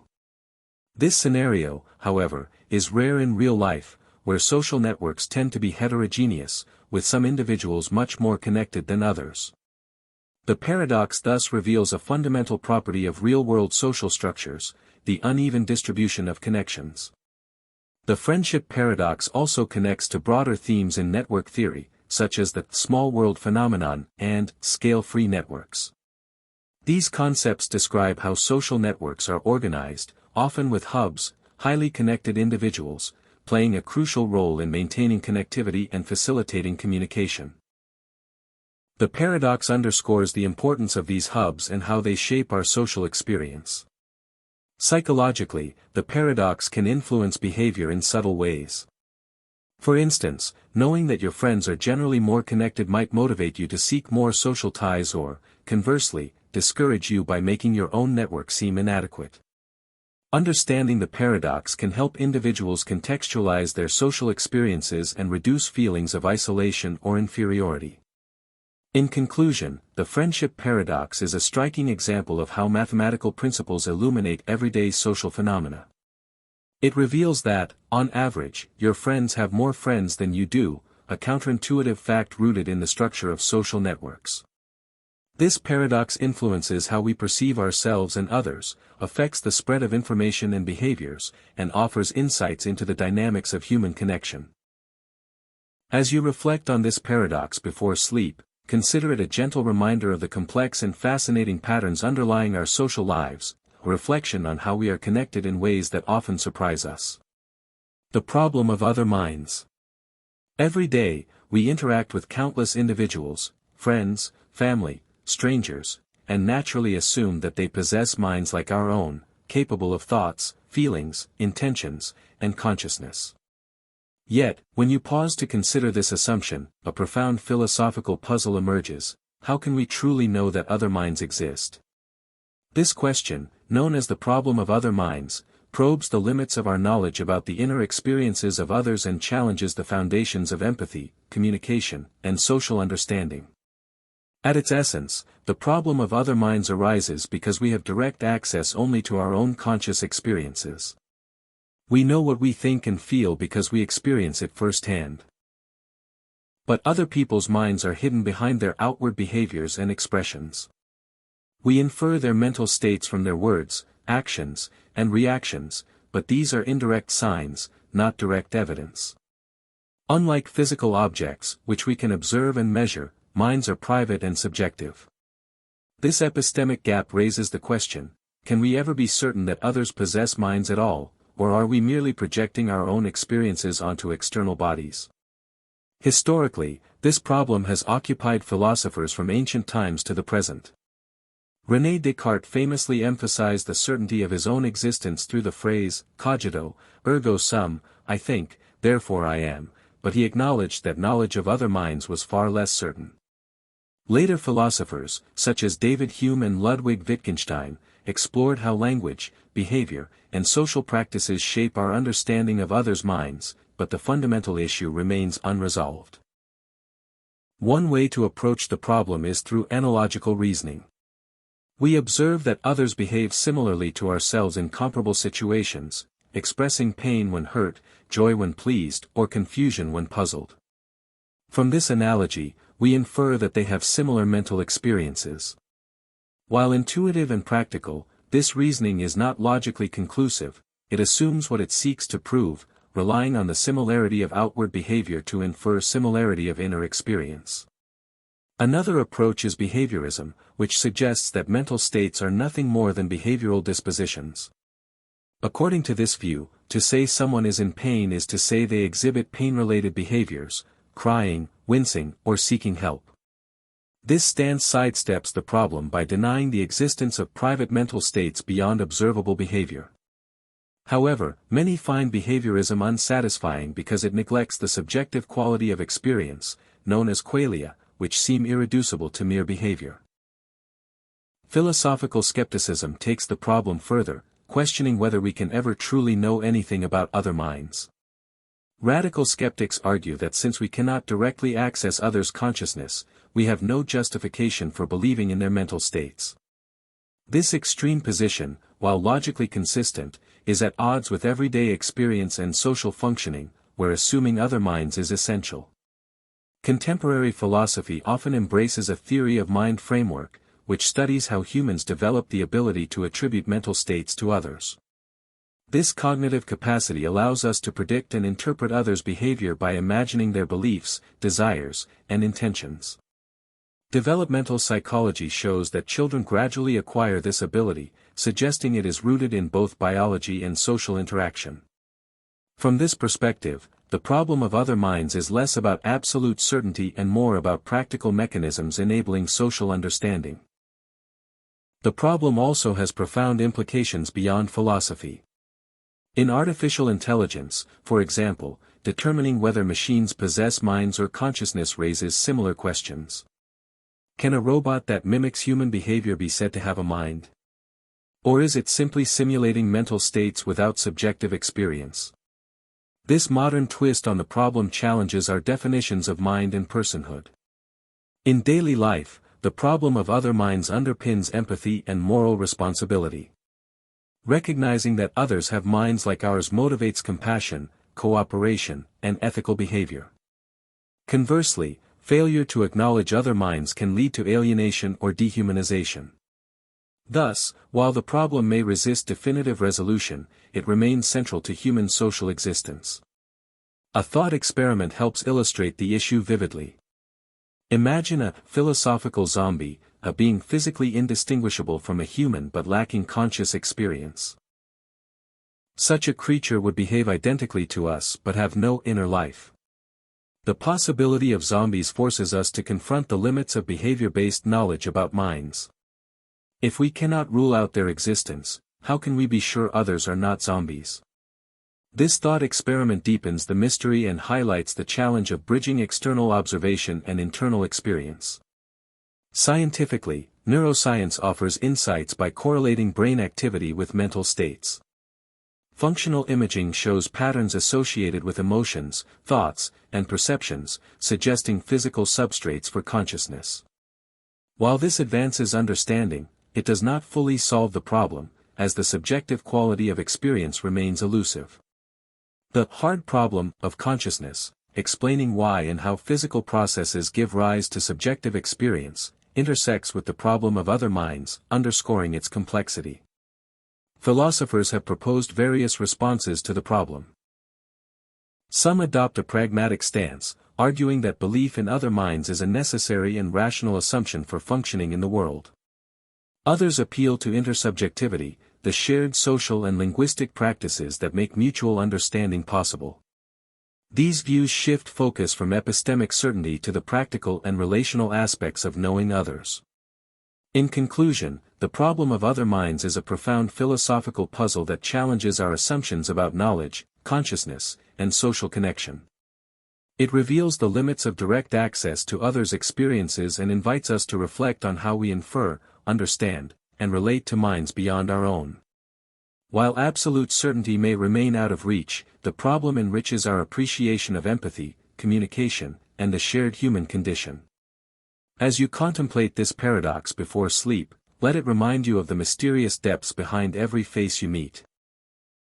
A silent world of thoughts and feelings that, like your own, remains ultimately private yet profoundly real. Sorites Paradox. Consider a heap of sand. If you remove one grain, it remains a heap. Remove another grain, and it still seems to be a heap. Continue this process, grain by grain, until only a single grain remains.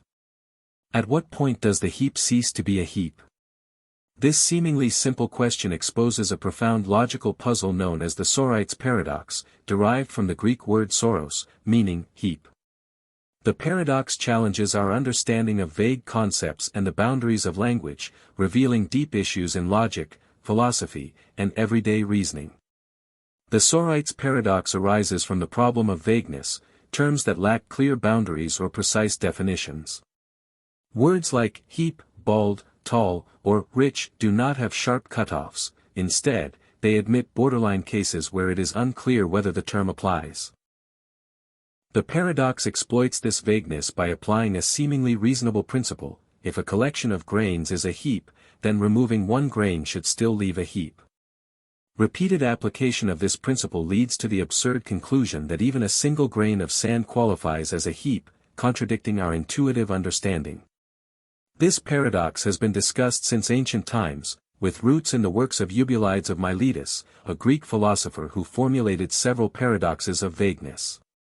The Sorites paradox remains a central topic in contemporary philosophy, logic, and linguistics because it exposes the limitations of classical logic when dealing with imprecise concepts. At its core, the paradox challenges the principle of bivalence, which holds that every statement is either true or false. Vagueness introduces borderline cases where it is unclear whether a statement applies, undermining bivalence. For example, the statement, "This collection of grains is a heap," may be clearly true for large piles and clearly false for a single grain, but ambiguous in between. Classical logic struggles to accommodate this ambiguity, leading to paradoxical conclusions. Several responses have been proposed to resolve or dissolve the Sorites paradox. One approach is to reject the principle of tolerance, the idea that small changes do not affect the application of a predicate.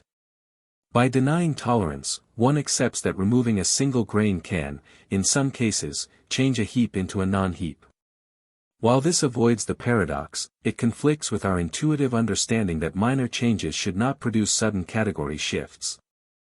Another influential response is the adoption of many-valued logics or fuzzy logic, which allow for degrees of truth rather than binary true/false values. In fuzzy logic, a collection of grains can be somewhat a heap with a certain degree of membership, gradually decreasing as grains are removed. This approach models vagueness more realistically but challenges traditional logical frameworks and requires rethinking how we evaluate truth. A third strategy is epistemicism, which holds that vague terms do have precise boundaries, but these boundaries are unknown or unknowable to us. According to epistemicists, there is a specific number of grains that marks the transition from heap to non-heap, but human knowledge is insufficient to determine it. This preserves classical logic but at the cost of accepting hidden precision behind everyday language. The Sorites Paradox also has practical implications beyond philosophy. It affects law, medicine, and social policy, where vague terms like reasonable doubt, disability, or poverty must be applied.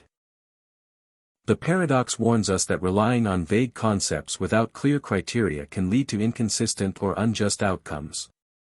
Recognizing vagueness encourages the development of clearer definitions, standards, or context-sensitive interpretations. A thought experiment helps illustrate the paradox's subtlety. Imagine a line of people arranged by height. We say someone is tall if they exceed a certain height. If a person is tall, then a person just 1 millimeter shorter should also be tall. Repeating this reasoning implies that even the shortest person is tall, which is absurd. This height version of the Sorites paradox shows how everyday concepts resist precise boundaries, challenging our assumptions about categorization. Philosophically, the Sorites paradox invites reflection on language, meaning, and human cognition. It reveals that our linguistic categories are tools shaped by practical needs rather than exact scientific definitions. This insight aligns with pragmatism, which emphasizes the usefulness of concepts over their strict precision. The paradox thus encourages humility about the limits of language and the importance of context in interpretation. Scientifically, the paradox intersects with cognitive psychology and neuroscience, which study how humans perceive categories and make borderline judgments. Research shows that people often rely on prototypes or typical examples rather than strict rules, supporting the idea that vagueness is a natural feature of cognition. Understanding this helps design better communication, education, and decision-making processes. In logic and mathematics, the Sorites paradox has inspired the development of supervaluationism, a semantic theory that treats vague statements as having multiple acceptable precisifications.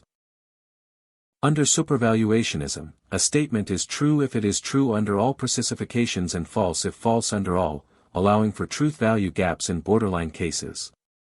This approach preserves classical logic strengths while accommodating vagueness. In conclusion, the Sorites paradox is a fascinating and enduring puzzle that challenges our understanding of vague concepts and the limits of language. It reveals how seemingly reasonable principles can lead to absurd conclusions when applied to imprecise categories. The paradox encourages us to rethink logic, semantics, and cognition, reminding us that the world we describe is often more fluid and complex than our words suggest.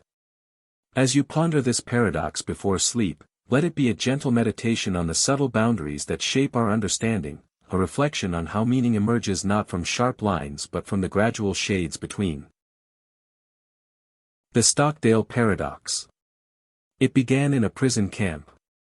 Not in a lecture hall, not in a philosophy text, not during a leadership seminar. It began in a place designed to break people. Admiral James Stockdale was a senior American officer held as a prisoner of war in Vietnam for over 7 years. During that time, he was tortured repeatedly, kept in solitary confinement, and denied the basic dignity we take for granted. Many did not survive. And yet, Stockdale endured. Years later, when asked how he survived such prolonged psychological and physical trauma, he answered with a strange and powerful insight.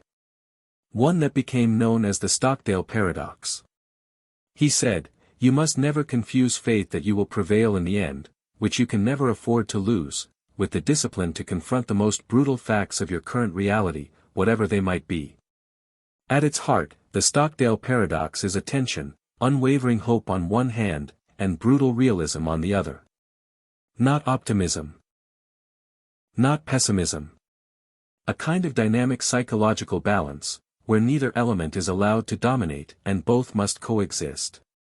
It's easy to underestimate how difficult this is. Most people lean one way or the other. They either maintain blind hope, insisting everything will be fine and thereby refusing to accept hard truths. Or they sink into despair, becoming overwhelmed by the obstacles and forgetting that they still have agency. But the Stockdale Paradox offers a third way: hold on to the long-term outcome, while refusing to sugarcoat the present. There's a kind of mental poise here. A stillness at the center of a storm. To understand this more deeply, consider the POWs who didn't make it. Stockdale once noted, the optimists, they were the ones who said, "We're going to be out by Christmas."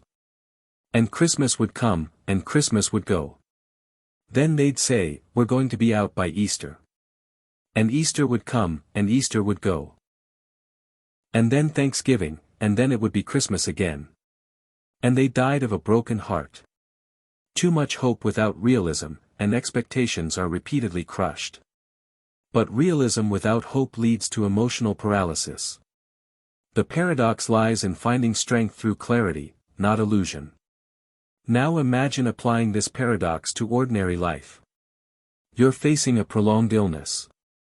Or a failing business. Or the slow breakdown of a relationship. The temptation in such moments is to either shield yourself with denial, pretending things are fine, or to give in to despair. But the Stockdale Paradox asks something different.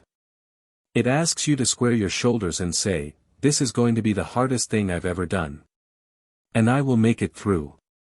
It's not just philosophy, it's a survival strategy. What makes this paradox so compelling is how it resonates across disciplines.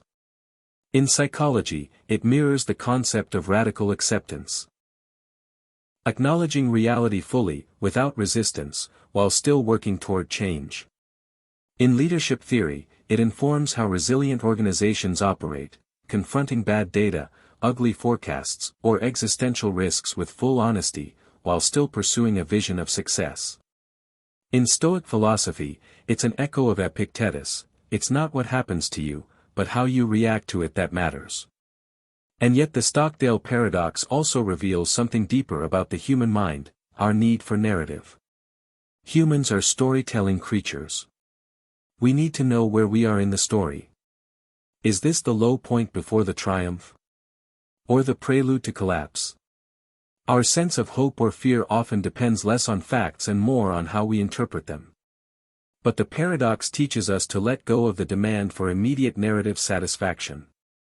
To stop asking, "Is it going to be better tomorrow?" and instead ask, "What can I do today?"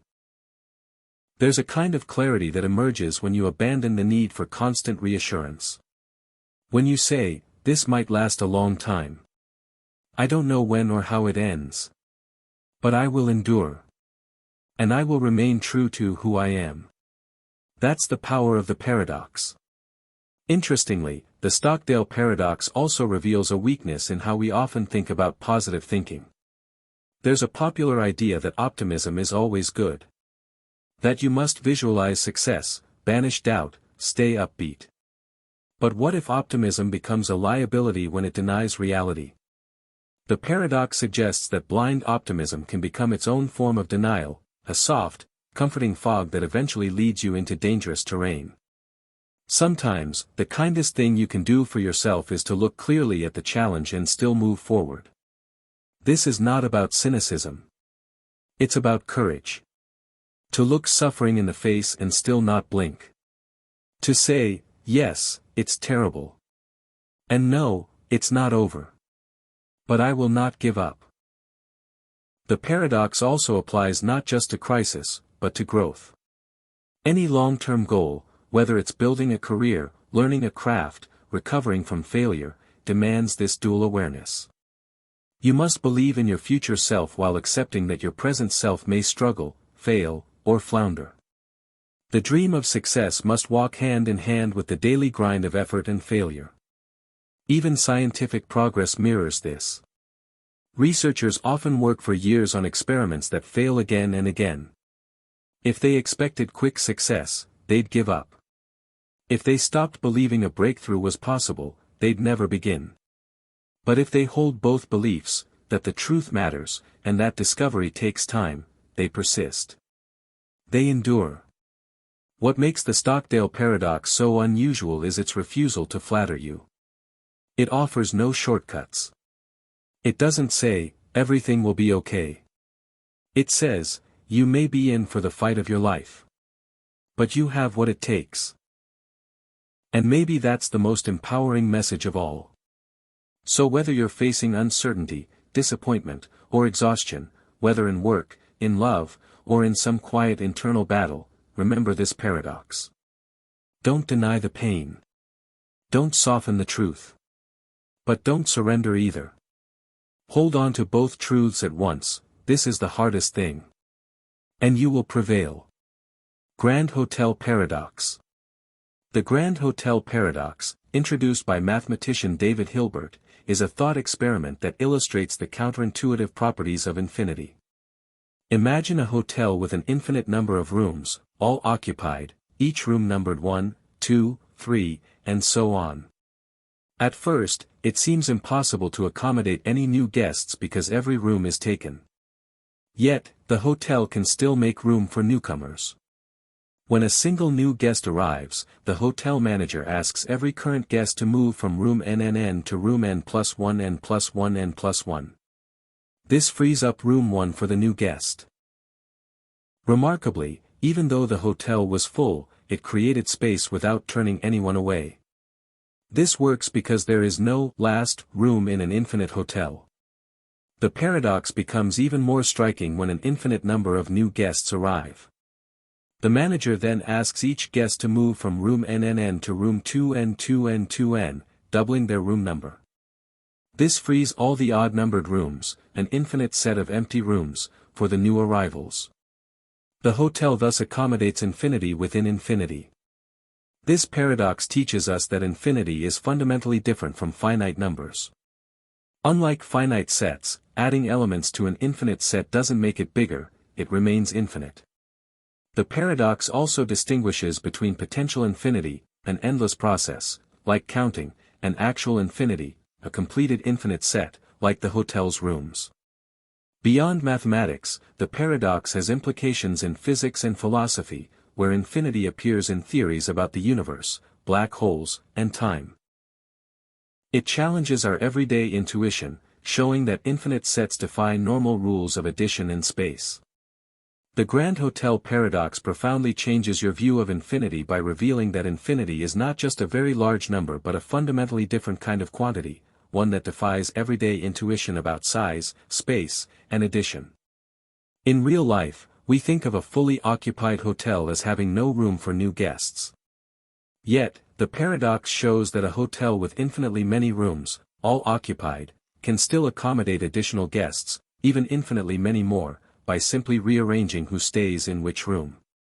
This challenges the common-sense notion that full means no more space. This thought experiment illustrates that infinite sets behave in ways completely unlike finite sets. For example, adding one or even infinitely many elements to an infinite set does not make it larger, in the usual sense, it remains infinite. It also highlights the difference between potential infinity, an endless process, and actual infinity, a completed infinite totality. Beyond mathematics, the paradox invites you to rethink how infinity might manifest in the real universe. Some interpretations suggest that the universe itself could be infinite in space or time, and that actual infinities might exist in physical reality, not just abstract concepts. However, others argue that actual infinity is a purely theoretical construct, not physically realizable, as the actual universe is always limited by physical constraints. Philosophically, the paradox exposes the limits of human intuition. Our minds are wired to understand finite quantities, but infinity requires new ways of thinking, ones that embrace counterintuitive truths. It encourages humility about our ability to fully grasp infinite concepts and pushes us to explore deeper mathematical and philosophical frameworks. In summary, the Grand Hotel Paradox reshapes your understanding of infinity by showing infinity is not a large finite number but a unique, non-intuitive concept with surprising properties. Full and no space lose their usual meaning when dealing with infinite sets. Infinite sets can accommodate additions without changing size, challenging everyday logic. The paradox bridges abstract mathematics and questions about the nature of the universe and reality. It invites a shift from intuitive thinking to embracing the strange and beautiful complexities of infinity. This new perspective helps you appreciate that infinity is not just a mathematical curiosity but a profound idea that challenges and expands how we understand the world. In summary, the Grand Hotel Paradox reveals the strange, fascinating nature of infinity, a concept that defies common sense but opens doors to deeper understanding of mathematics and reality. The Unexpected Lottery Paradox. Imagine standing before a colossal lottery, where millions or even billions of tickets are sold. The chance that any one ticket will win is so vanishingly small that it seems perfectly rational to believe no ticket will ever win. Yet, inevitably, a winning ticket emerges.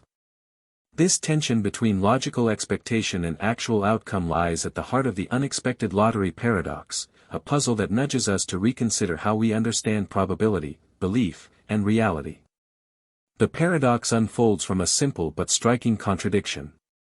If each ticket is almost certain to lose, then by logical extension, the entire lottery should have no winner. But when the winning numbers are drawn, someone holds the winning ticket, proving our reasoning flawed. This clash between what we expect and what happens reveals a subtle gap in how we interpret unlikely events. Consider a related thought experiment, flipping a fair coin 1,000,000 times. The odds of landing heads every single time are astronomically low, so low that we would dismiss the possibility outright. Yet, nothing in the laws of physics forbids such a sequence. Given enough repetitions, such improbable outcomes will inevitably occur. The paradox is not that rare events happen, but that our intuition struggles to reconcile their near impossibility with their actual occurrence. Beyond gambling and probability theory, this paradox echoes in many corners of life. Take the origin of life. The chance that complex molecules randomly assembled into self-replicating systems seems staggeringly small.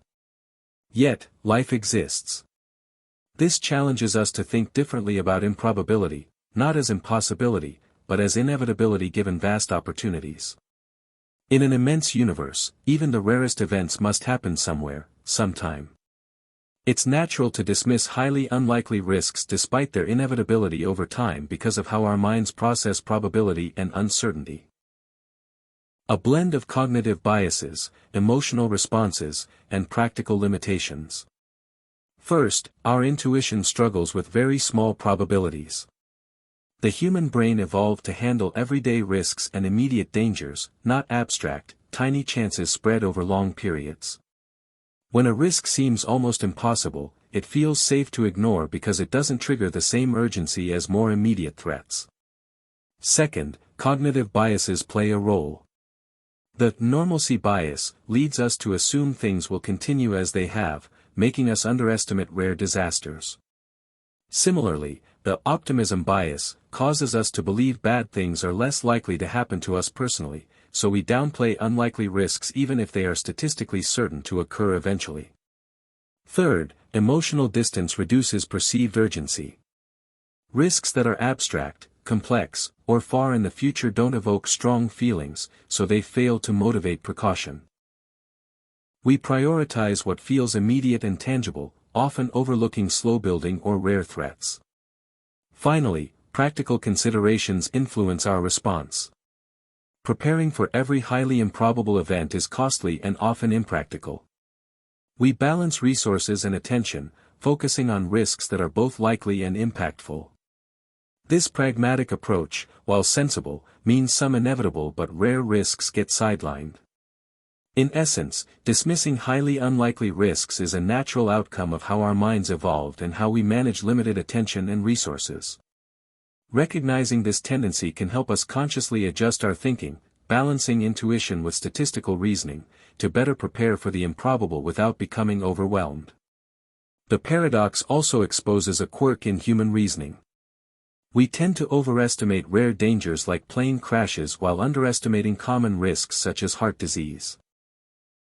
Simultaneously, we assume that extremely low probabilities mean something will never happen, even when we know rare events are bound to occur eventually. This mismatch shapes how we prepare for the future and manage uncertainty.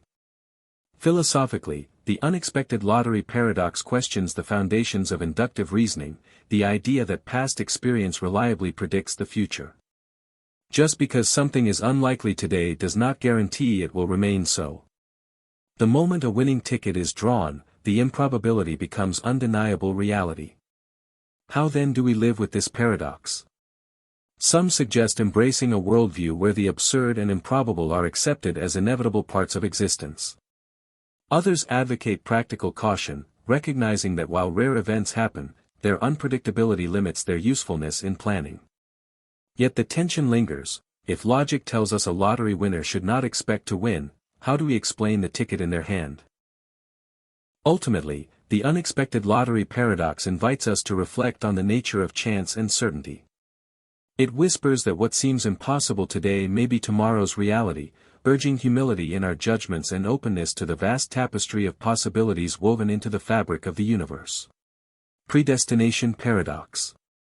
Imagine a traveler who steps into a time machine, journeying back to the past with the intention of changing a crucial event. Yet, no matter what they do, their actions end up causing the very event they sought to prevent. This looping scenario, where cause and effect twist back upon themselves, is known as the Predestination Paradox, a mind-bending puzzle that explores the tangled relationship between fate, free will, and time travel. At its heart, the Predestination Paradox arises when a time traveler's actions in the past are part of history all along. Instead of altering events, their intervention fulfills them. The paradox challenges our intuitive sense of cause and effect by suggesting that the past is fixed and that attempts to change it only reinforce what has already happened. This creates a closed causal loop, where cause and effect become indistinguishable and intertwined. One classic example comes from science fiction. A person travels back in time to warn a city about an impending disaster. However, their warning inadvertently triggers the very disaster they hoped to avoid. The traveler's knowledge and actions are not external to history but embedded within it, making the future and past inseparable. This scenario raises profound questions about determinism, whether the future is predetermined and unchangeable, and the possibility of free will. Philosophically, the predestination paradox highlights the tension between causal determinism and human agency. If the past cannot be changed because any attempt to change it is already part of history, can individuals truly exercise free will? Or are they bound by a fixed timeline where their choices merely fulfill destiny? This dilemma invites reflection on the nature of time itself, whether it is linear and immutable or flexible and open. From a scientific standpoint, the paradox touches on theories of time and causality in physics.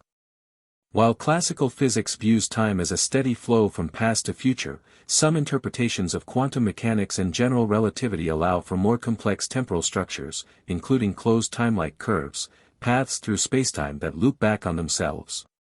These theoretical possibilities provide a framework where predestination paradoxes could arise, though whether they exist in reality remains uncertain. The paradox also has intriguing implications for storytelling and human psychology. Narratives involving predestination loops captivate us because they challenge our expectations and force us to reconsider cause and effect. They mirror real-life experiences where our attempts to control outcomes sometimes lead to unexpected results, reflecting the complexity and unpredictability of life. A thought experiment sharpens the paradox's puzzle. Imagine receiving a mysterious book from your future self containing knowledge that enables you to invent a groundbreaking technology. You publish your invention, and decades later, your future self sends you the book. Where did the knowledge originate? The information seems to exist in a self-contained loop with no clear beginning, defying conventional notions of cause and effect. The predestination paradox also raises ethical questions. If our actions are predetermined, can we be held morally responsible? Or does the inevitability of events absolve us of accountability? These questions challenge legal and moral frameworks that assume free will and choice.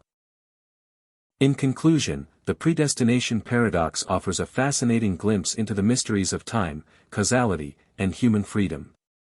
It reminds us that the universe may be more intertwined and enigmatic than our everyday experience suggests.